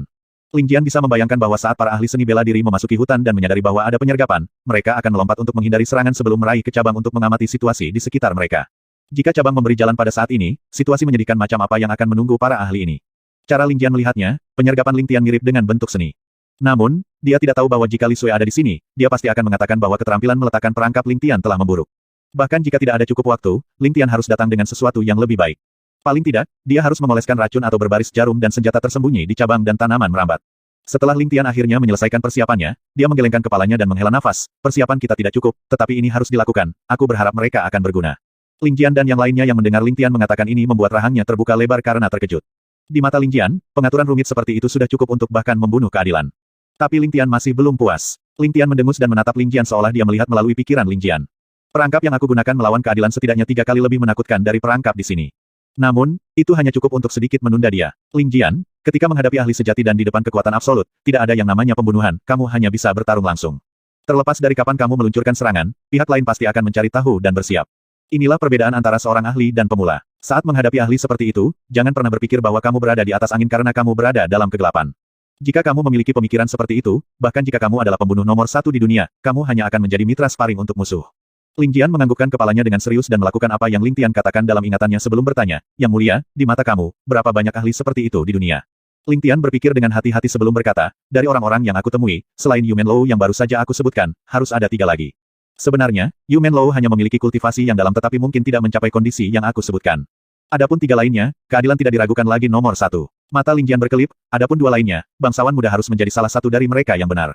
Lalu siapa orang terakhir? Sui Wubo dari keluarga Sui. Bangsawan muda bertemu dengannya sebelumnya. Ling Tian tersenyum, Jian, kamu terlalu memikirkan ahli nomor 1 dari keluarga berusia ribuan tahun itu. Aku belum pernah melihat Sui Wubo sebelumnya, tetapi ia paling banyak berada di level Yu Menlou dan tidak dapat dibandingkan dengan 3 orang dalam daftar aku. Adapun orang ketiga, Jian, siapa yang baru saja kamu kalah? Li Sui. Mata Ling Jian melebar dengan keraguan, mungkinkah prestasinya begitu fantastis? Bahkan kepala keluarga dari keluarga berusia 1000 tahun, Yu Menlou, tidak dapat dibandingkan dengan dia. Ling Tian bergumam dengan tidak pasti, kita tidak bisa membandingkan seperti ini. Sementara seni bela diri Yu Menlou memang mendalam dan mendalam, mereka juga sangat licik.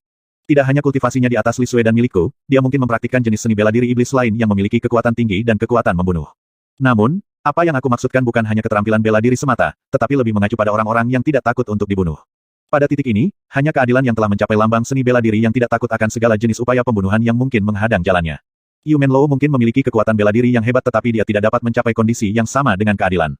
Namun, jika kamu mencoba untuk membunuhnya, bahkan dengan perencanaan yang cermat kamu kemungkinan akan menjadi orang yang dikuburkan.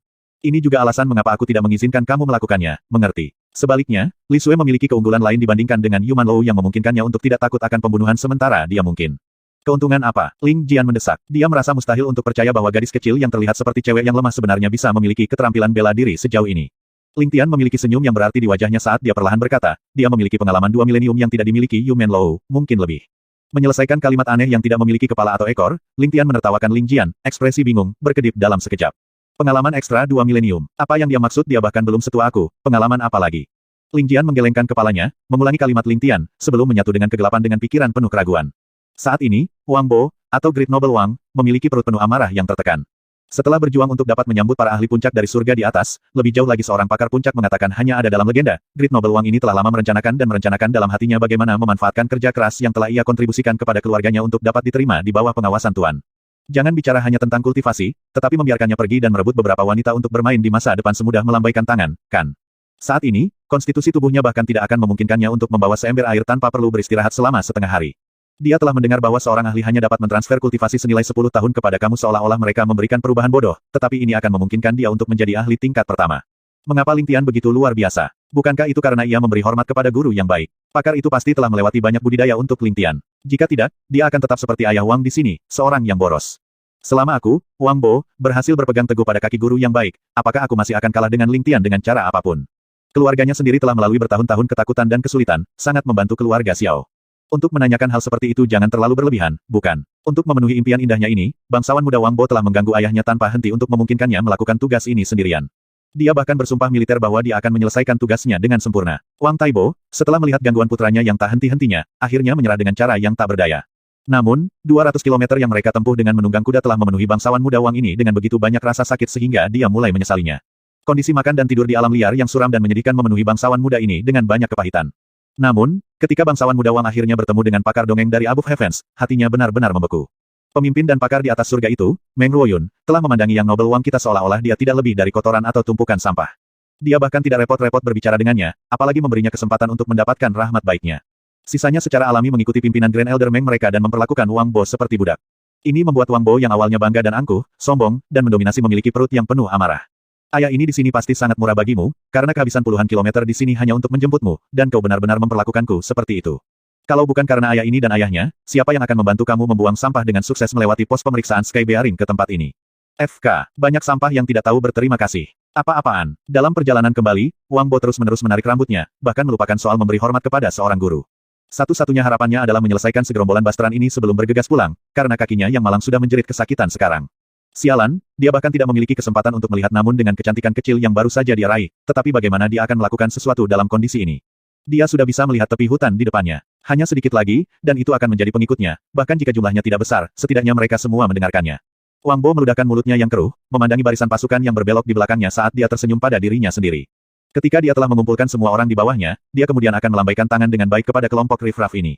Orang macam apa yang mereka pikir? Saat dia membenci di dalam dirinya dengan penuh kebencian, dia dengan hormat memimpin salah satu dari 3 ahli hebat surga di atas, Meng Ruoyun, ke hutan.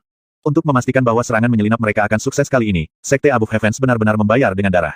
Mereka tidak hanya mempekerjakan pasukan rahasia keluarga Xiao, 3.000 wali naga kekerasan, tetapi mereka juga mengeluarkan 12 murid dalam dari sekte mereka, serta 100 murid sekte luar. Selain mereka yang dikerahkan ke Bright Jade City, kelompok orang ini terdiri sekitar setengah dari total pasukan tempur mereka, dan kecakapan mereka tidak boleh diremehkan. Dari perkataan sekte guru Meng Potian, selain keluarga Yu di dalam benua surgawi, tidak ada kekuatan lain yang tidak bisa dikalahkan dalam waktu 2 jam. Dengan demikian, itu adalah kesuksesan yang dijamin melawan keluarga Ling dari Sky Bearing.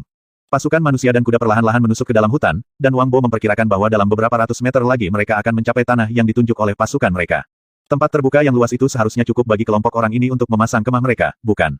Kemudian misinya juga akan dianggap selesai dan dia akan lari pada kesempatan pertama, kembali ke Sky Bearing untuk bermain.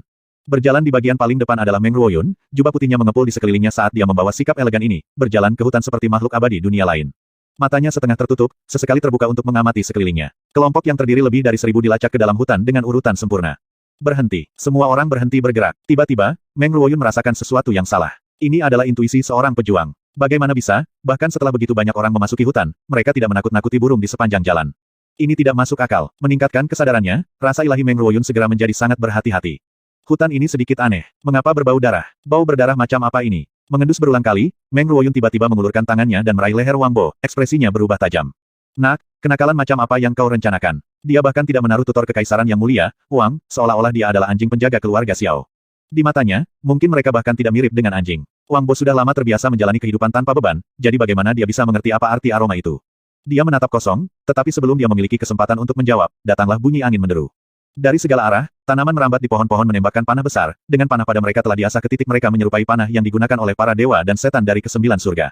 Dalam sekejap mereka menusuk kelompok pasukan Abu Heavens. Poros panah, yang notabene lock, bukan ranting ringan, dan jika menabrak seseorang dengan kecepatan seperti itu pasti akan mengakibatkan orang tersebut berakhir dengan patah tulang. Serangan langsung berarti kematian, dan bahkan luka gores akan menyebabkan cedera. Setiap momentum panah tidak berhenti bahkan setelah menembus orang pertama, terus menembus orang demi orang di belakang seperti kebab. Bersamaan dengan itu, jeritan kesedihan memenuhi seluruh hutan dan darah segar membanjiri seluruh area, mengubahnya menjadi pemandangan dari neraka. Anggota badan dan organ terbang di semua tempat dan kuda-kuda berlarian panik. Putaran pertama, panah, telah menyebabkan 3 hingga 400 korban jiwa. Serangan yang disebabkan oleh kayu-kayu besar belum berakhir ketika suara sow-sow terdengar ketika langit diselimuti oleh banyak anak panah. Anak-anak panah yang menuai kehidupan tanpa perasaan menusuk tubuh dan hati pasukan yang hadir, dan di bawah serbuan panik semua orang yang melarikan diri, kabut keabu-abuan digerakkan dari tanah. Putong-putong, orang-orang beruntung yang selamat dari serangan kayu-kayu besar sekarang secara misterius jatuh ke tanah setelah menghirup kabut. Seolah-olah kaki mereka telah berubah menjadi jeli. Semua orang harus menahan napas. Kabut ini agak aneh. Meng Ruoyun memegang tubuh kurus Wang Bo saat ia memutarnya seperti kincir angin, menggunakannya sebagai perisai. Dalam hitungan detik, bangsawan muda kami Wang dengan sedih berubah menjadi landak seukuran manusia. Namun hujan panah terus-menerus mengalir deras, dan musuh-musuh yang tersembunyi di dalam kegelapan belum menampakkan diri, namun surga di atas sudah menderita kerugian hampir sepertiga. Meng Ruoyun berteriak panjang, sosoknya terangkat dari tanah saat ia membuang perisai manusianya. Tangan kanannya bergetar dan pedang yang gemilang muncul di tangannya. Pada saat yang sama, beberapa orang lain dari sekte di atas surga juga mengikuti tindakannya, bangkit dari tanah. Sementara panahnya tajam, mereka tidak bisa melakukan banyak kerusakan pada seseorang di level Meng Ruoyun.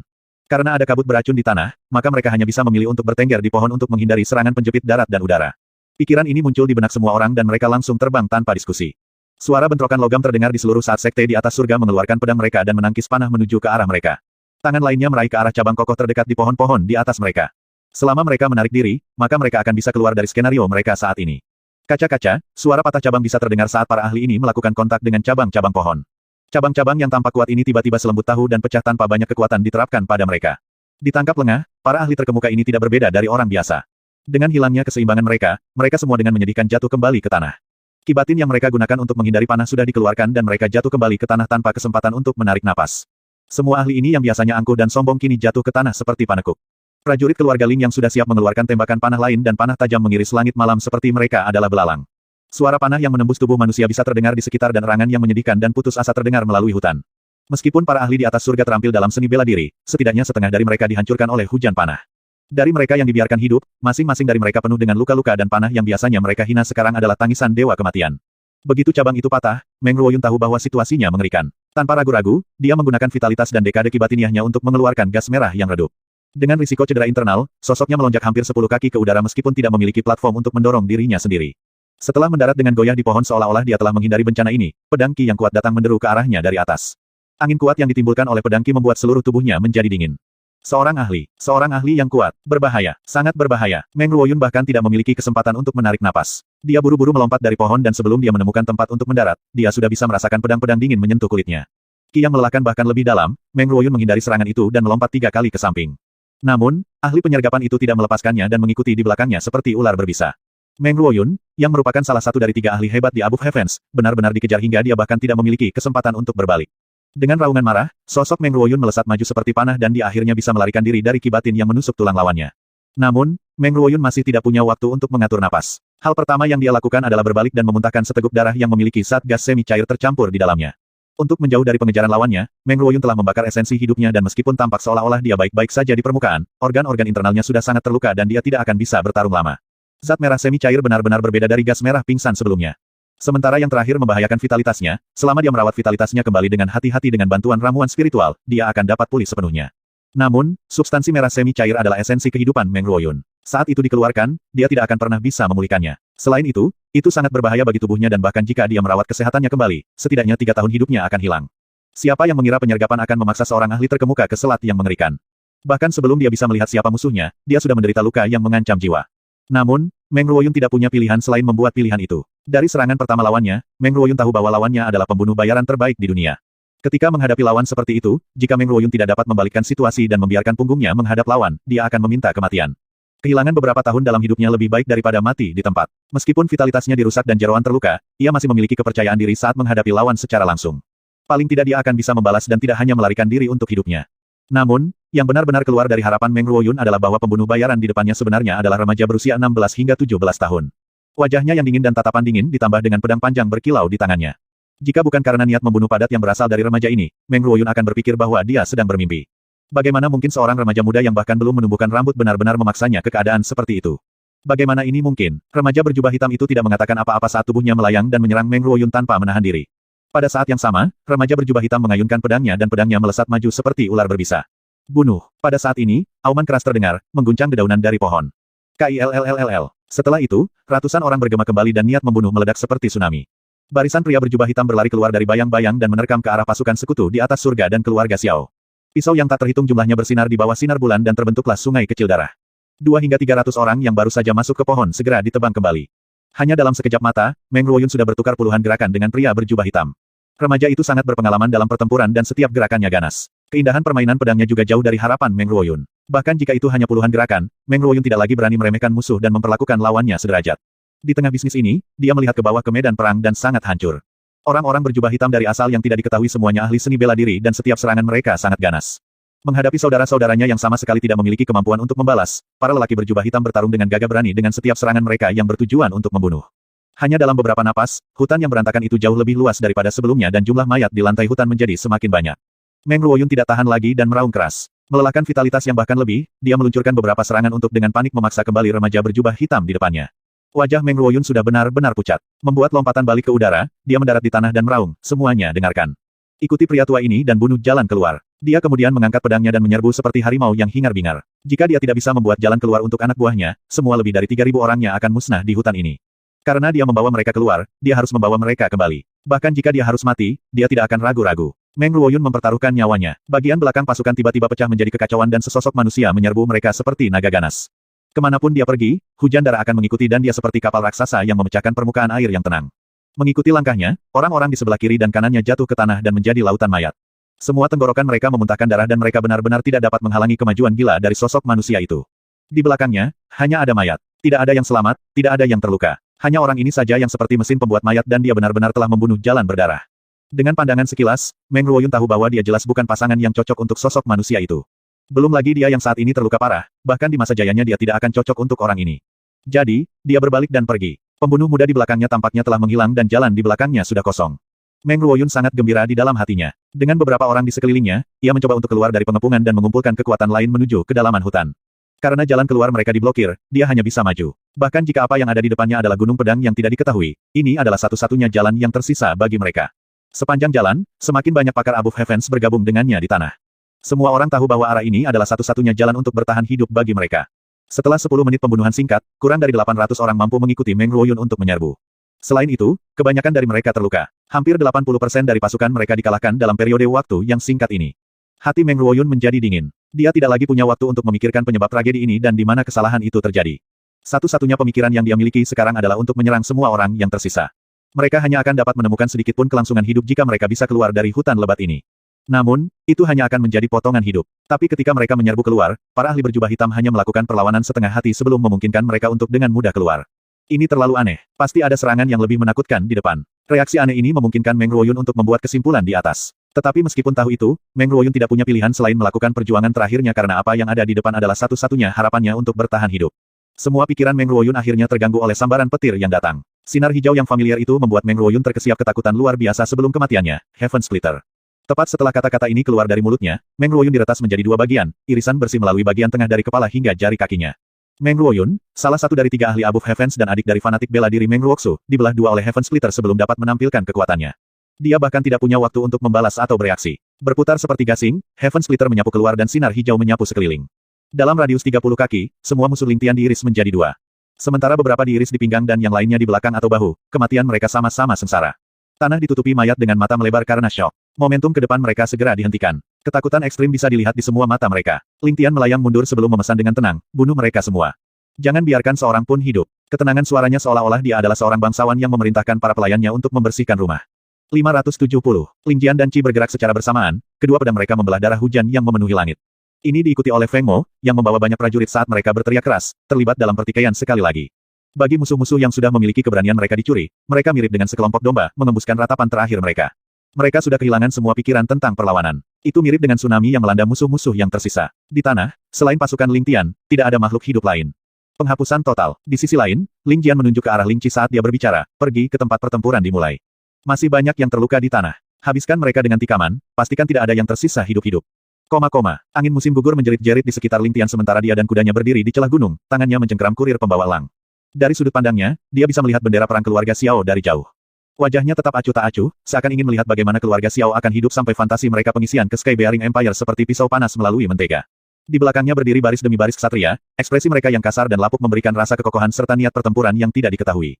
Lebih jauh ke belakang, dalam genangan darah, berbaring lebih dari 10 tubuh yang terpotong menjadi 2. Itu adalah para pemimpin asli para prajurit yang ditempatkan di sini. Setelah berhasil menyelesaikan masalah dengan pasukan elit keluarga Xiao, tindakan pertama Ling Tian adalah terus membantai jalan sampai ia mencapai lokasi khusus ini. Gunung melewati pertahanan suatu negara, yang berani memandang rendahnya. Karena mereka tahu keberadaan pengkhianat, maka melenyapkan pembangkang akan menjadi tindakan alami yang harus diambil. Sehubungan dengan berurusan dengan mereka, dia bahkan tidak sabar tentang hal itu, menciptakan angin puyuh darah saat dia tiba. Hanya dalam beberapa menit para pemimpin keluarga Wang telah tanpa ampun dibersihkan olehnya. Feng Mo, kirim 2 orang untuk kembali ke Ling Family Courtyard dengan kecepatan tercepat dan menyampaikan perintah aku. Tutor Kekaisaran Dinasti, Wang Zihong, telah mengkhianati negara. Ini adalah kejahatan yang tidak dapat diampuni, dan semua anggota keluarganya harus dipenggal tanpa ada yang tersisa. Semua yang terkait dengan keluarga Wang, baik itu pejabat atau jenderal, semuanya untuk menghentikan peran mereka saat ini dan ditangkap untuk menunggu keputusan di Sky Bearing.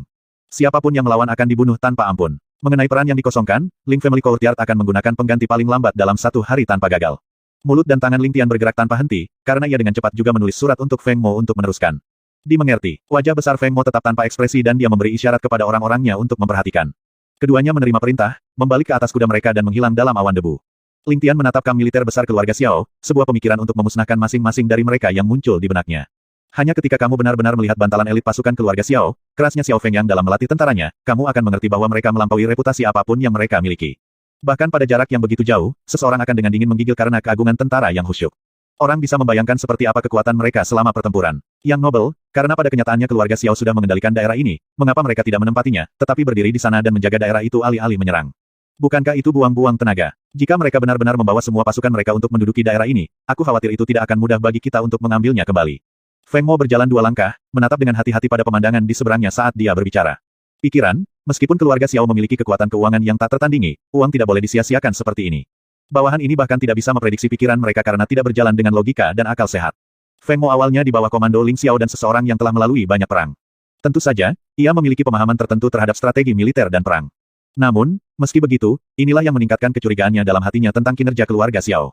Limbah, di mana ini sia-sia? Bagaimana ini sia-sia? Ling Tian dengan dingin tersenyum membalas. Tindakan keluarga Xiao saat ini lebih dari berbahaya. Menempatkan prajurit mereka di sini, namun tidak bergerak maju. Negara mana yang tidak perlu khawatir tentang 200.000 tentara yang kuat menatap kamu secara tamak?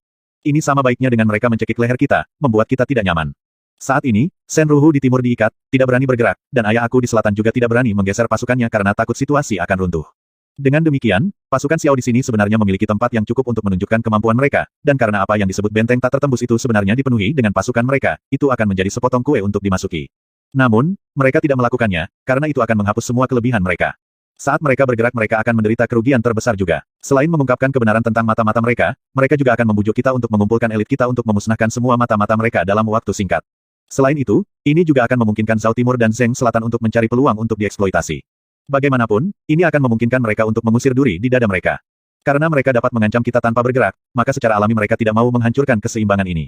Perang tanpa jaminan hanya akan memberi musuh kesempatan. Selain itu, mereka masih memiliki pasukan besar tenggara dari sini menunggu kita. Jadi, mereka harus mempertahankan posisi menemui jalan buntu ini, menghabiskan banyak sumber daya di lini belakang. Dengan kekayaan keluarga Xiao, aku percaya mereka tidak akan memperhatikannya. Namun, bagi kami di Sky Bearing, yang dikepung di 3 sisi, kami harus khawatir. Southern Zheng juga dijepit ke kedua ujungnya, mungkin memasuki kondisi penghancuran pada saat tertentu. Dengan demikian, akan ada keluarga yang tidak bisa lagi menerima tekanan dan akan memulai perang. Keluarga manapun itu, pasti bukan keluarga Xiao. Ketika perang tumbuh dan korban meningkat, akan tiba suatu hari di mana satu pihak tidak dapat bertahan lebih lama lagi, dan ini akan menjadi saat ketika keluarga Xiao menyerbu masuk. Ling Tian dengan dingin tertawa, skema keluarga Xiao dapat dikatakan direncanakan dengan indah, menggunakan ratusan tahun sumber daya yang terkumpul untuk mencapai kemenangan akhir di medan perang. Ini tujuan mereka. Skema semacam itu brilian dan lebih jauh layak. Dan rencana ini, jika dibandingkan dengan bagian dunia lainnya, tidak mungkin dilakukan karena besarnya sumber daya yang diperlukan.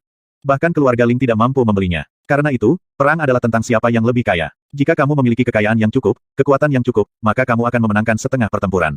Selain itu, bahkan dengan peluang keberhasilan yang luar biasa, mereka masih memilih untuk meluncurkan metode serangan menyelinap yang kontradiktif.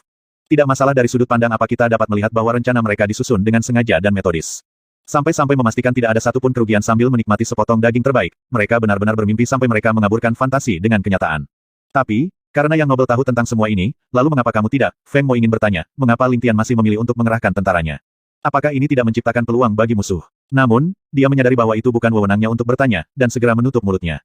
Tapi Ling Tian tertawa dengan depresi. Bor, Ling Jian dengan dingin menatap Feng Mo, sambil meludah dengan lembut. Kamu bodoh FK. Feng Mo tampak sangat tidak nyaman. Rambutnya rontok saat ia menggigil karena marah. Di Ling Family Courtyard, selain beberapa yang dipilih, semua orang takut pada Ling Jian. Tetapi kebetulan bahwa salah satu pengecualian adalah Feng Mo. Memikirkan waktu di masa lalu, anak kecil ini bahkan tidak bisa mengikuti mereka selama latihan. Siapa yang tahu bahwa dalam beberapa tahun ia akan menjadi pembunuh yang mengguncang bumi. Namun, satu hal tidak berubah, dan itu adalah ekspresi datar yang masih sedingin batu seperti sebelumnya. Di dalam Ling Family Courtyard, Feng Mo adalah pemimpin Blood Iron Warrior tertua yang hadir, dan salah satu dari sedikit yang sama sekali tidak takut pada Ling Jian. Namun, dia dengan mudah tidak berani menyebutkan fakta bahwa dia biasa memanggilnya dengan nama panggilan Little Jian Jian di masa lalu. Kamu bodoh FK. Karena itu, ketika dia benar-benar ingin memanggilnya Little Lowly Ting dia, pada akhirnya, tidak tahan untuk mengatakannya. Tubuh Ling Jian sudah mulai mengeluarkan niat membunuh dingin, dan bahkan jika veteran yang keras itu adalah Feng Mo, dia tidak tahan terlalu banyak. Kamu babi, jawab Ling Jian tanpa rasa hormat. Kenapa? Kamu tidak puas. Kamu telah mengikuti Yang Nobel selama hampir 1 dekade sekarang sejak dia masih kecil. Kapan kamu telah menemukan situasi yang akan mencekik tenggorokan Yang Nobel? Kamu benar-benar memiliki otak babi. Selain membuang-buang sumber daya, kamu tidak ada gunanya. Apakah kamu lebih baik? Kamu pembunuh yang tak berotak, selain berpura-pura menjadi mayat sepanjang hari dan membunuh orang, apalagi yang bisa kamu lakukan? Setiap kali aku melihat wajah mati ini, aku merasa ingin muntah. Ini tidak seperti kamu memahami rencana Nobel muda kita, jadi atas dasar apa kamu menghinaku? Feng Mo meludah kembali. Aku akui bahwa aku tidak tahu, tetapi aku juga tidak perlu tahu, aku hanya perlu untuk dapat melakukan tindakan para Nobel muda. Aku tidak seperti beberapa orang lain, yang tidak tahu dan berpura-pura mengerti, memuntahkan omong kosong. Ling Jian melanjutkan omelannya. Sudah cukup, Ling Tian mencubit alisnya. Setiap kali kalian bertemu, kamu selalu bertengkar. Bahkan setelah menempatkan kalian berdua di Ling Family Courtyard untuk saling bertarung siang dan malam, kalian masih belum cukup. Tempat ini adalah medan perang, bukan halaman belakangmu sendiri tempat kau bisa berdebat dengan bebas. Feng Mo terkekeh karena malu sebelum menggunakan suara mengenang saat dia berkata, Yang Nobel, kamu mungkin tidak mengetahuinya tetapi aku, Feng Tua, terutama menghargai kenangan itu dari 1 dekade yang lalu. Pada saat itu, saat aku tidak bertemu dengan seseorang, aku hanya perlu meraih kakinya, menarik celananya, dan memukulnya dengan baik. Semacam itu, kerenyahan itu, sentuhan itu, benar-benar membawa kembali kenangan indah. Sekarang seseorang sudah tua, dia pikir dia bisa menggertakku. Waktunya sudah begitu cepat. Wajah Ling Jian memucat, dan dia memelototinya. Di seluruh halaman, mereka yang bisa mengatakan telah mengalahkan Ling Jian praktis nol, tapi Feng Tua ini kebetulan merupakan pengecualian. Bahkan tanpa nama panggilan Little Jian Jian, masih ada banyak kain kotor yang bisa dia bawa. Ling Tian tidak bisa menahan senyum, menatap Ling Jian dengan penuh minat saat dia berpura-pura merenung. Pantat Little Jian Jian juga telah dipukul olehku. Pada saat itu, perasaan itu benar-benar sangat indah.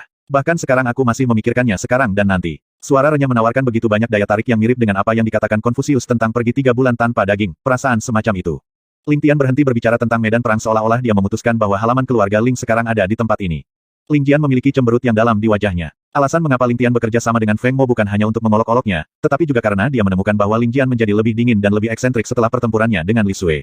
Selain berbicara dengan Ling Tian, Ling Chen dan beberapa orang lainnya, dia memasang ekspresi dingin kepada semua orang dan sering duduk di sudut dengan pedangnya, mengabaikan semua orang.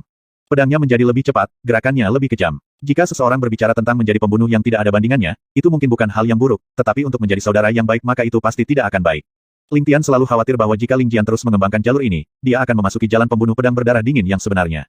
Ketika waktu itu tiba, sementara keterampilannya mungkin mengambil lompatan kuantitatif dan kualitatif, ia juga akan sepenuhnya berubah menjadi pembantai tanpa emosi sama sekali. Sementara ini akan memberikan lebih banyak bantuan untuk Ling Jian akan berakhir sendirian selama sisa hidupnya, ditakdirkan untuk hanya menjadi alat yang digunakan untuk membunuh.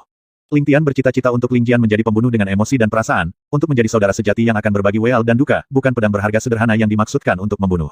Ling Tian bersedia melihat Ling Jian maju dengan kecepatan lebih lambat, semakin maju ke puncak seni bela diri, daripada melihat dia menggunakan metode ekstrim semacam ini untuk menghancurkan dirinya sendiri. Jadi, setelah melihat kesempatan langka ini di mana Ling Jian berbicara banyak, Ling Tian mengambil kesempatan untuk bekerja sama dengan Old Feng untuk mengolok-oloknya. Kata-kata Ling Tian membuat banyak dari prajurit besi darah menceritakan masa lalu, dan ketika mereka melihat Ling Jian, mereka tampaknya melihat anak kecil yang keras dan keras tadi. Semua orang merasakan kegemparan di hati mereka, dan berkerumun di sekitar Ling Jian, tersenyum dan menggodanya. Berjalan ke lingkaran, Ling Tian dengan hangat menatap Ling Jian yang berwajah merah sambil dengan lembut berkata, "Ah, Jin, kamu sudah 19 tahun, kan? Apakah kamu memiliki wanita di hati kamu yang kamu sukai? Lihat saja Ling Chi kami, dia hampir di panggung home run sekarang, tetapi kamu sebagai kakak, bagaimana kamu bisa berada di belakangnya?" Ling Jian tidak berharap yang terakhir tiba-tiba mengeluarkan pertanyaan ini dan hanya bisa menundukkan kepalanya karena malu. Hanya setelah waktu yang lama dia akhirnya berbicara, Yang Nobel, berhenti menggoda Ling Jian, aku tidak pernah mempertimbangkan masalah ini sama sekali. Sejujurnya, Yang Nobel, aku hanya perlu memiliki pedang di tanganku untuk merasa nyaman. Mengenai masalah keluarga, aku tidak pernah benar-benar memikirkannya, aku hanya ingin melindungi Yang Nobel seumur hidup aku. Ling Tian tertawa, ah Jian, tolong jangan, bangsawan muda kamu di sini hanya menyukai wanita, dan tidak tertarik pada pria tampan. Tolong jangan katakan kamu akan menemaniku seumur hidupku. Mata Ling Jian bersinar, dan nadanya tidak wajar, Yang Nobel harus mengerti maksudku. Ling Jian tidak menyesal dalam hidup ini. Ling Tian menjaga wajahnya yang tersenyum, perlahan-lahan menghela nafas saat dia menjawab dengan berat, aku pikir begitu. Sebenarnya, ketika aku meninggalkan Sky Bearing, aku bisa melihat bahwa kamu selalu mengikuti apa yang aku katakan kepada kamu tahun itu. Mengambil dirimu sebagai pedang yang hanya milikku. Bukankah begitu? Jika demikian, apa yang sebenarnya kamu pikirkan di dalam hati kamu? Ling Jian tersenyum tipis, dan ekspresi wajahnya semula tenang saat dia menjawab, tidak sepenuhnya. Tentu saja, Yang Nobel memiliki ambisi untuk melampaui surga, serta kemampuan untuk melakukannya. Dalam hal ini, Ling Jian bersedia menjadi pedang yang membantu Yang Nobel untuk melampaui langit, dan ini juga impian seumur hidupku. Namun, selama bertahun-tahun membunuh, aku semakin membenamkan diri dalam perasaan menggenggam semua orang di tangan aku. Dengan hanya pedang di tanganku, dengan darah di pedang, maka aku akan merasa bahagia dan kemudian aku akan merasa benar-benar hidup. Dia mengambil 2 langkah ke depan, menatap kekosongan di kejauhan saat ekspresi kesunyian muncul di wajahnya. Sejak keluargaku musnah, aku sudah kehilangan arah. Ketika aku berada di posisi terendah, kamu menjemput aku, memberi aku kekuatan untuk membalas dendam. Selama periode waktu itu, tidak peduli betapa sulitnya, aku bertahan agar tidak mengkhianati harapan dan harapan kamu tentang aku dan juga untuk secara pribadi membunuh semua musuh aku tidak berani mengendur sedikit pun. Namun, pada saat aku memetik kehidupan dari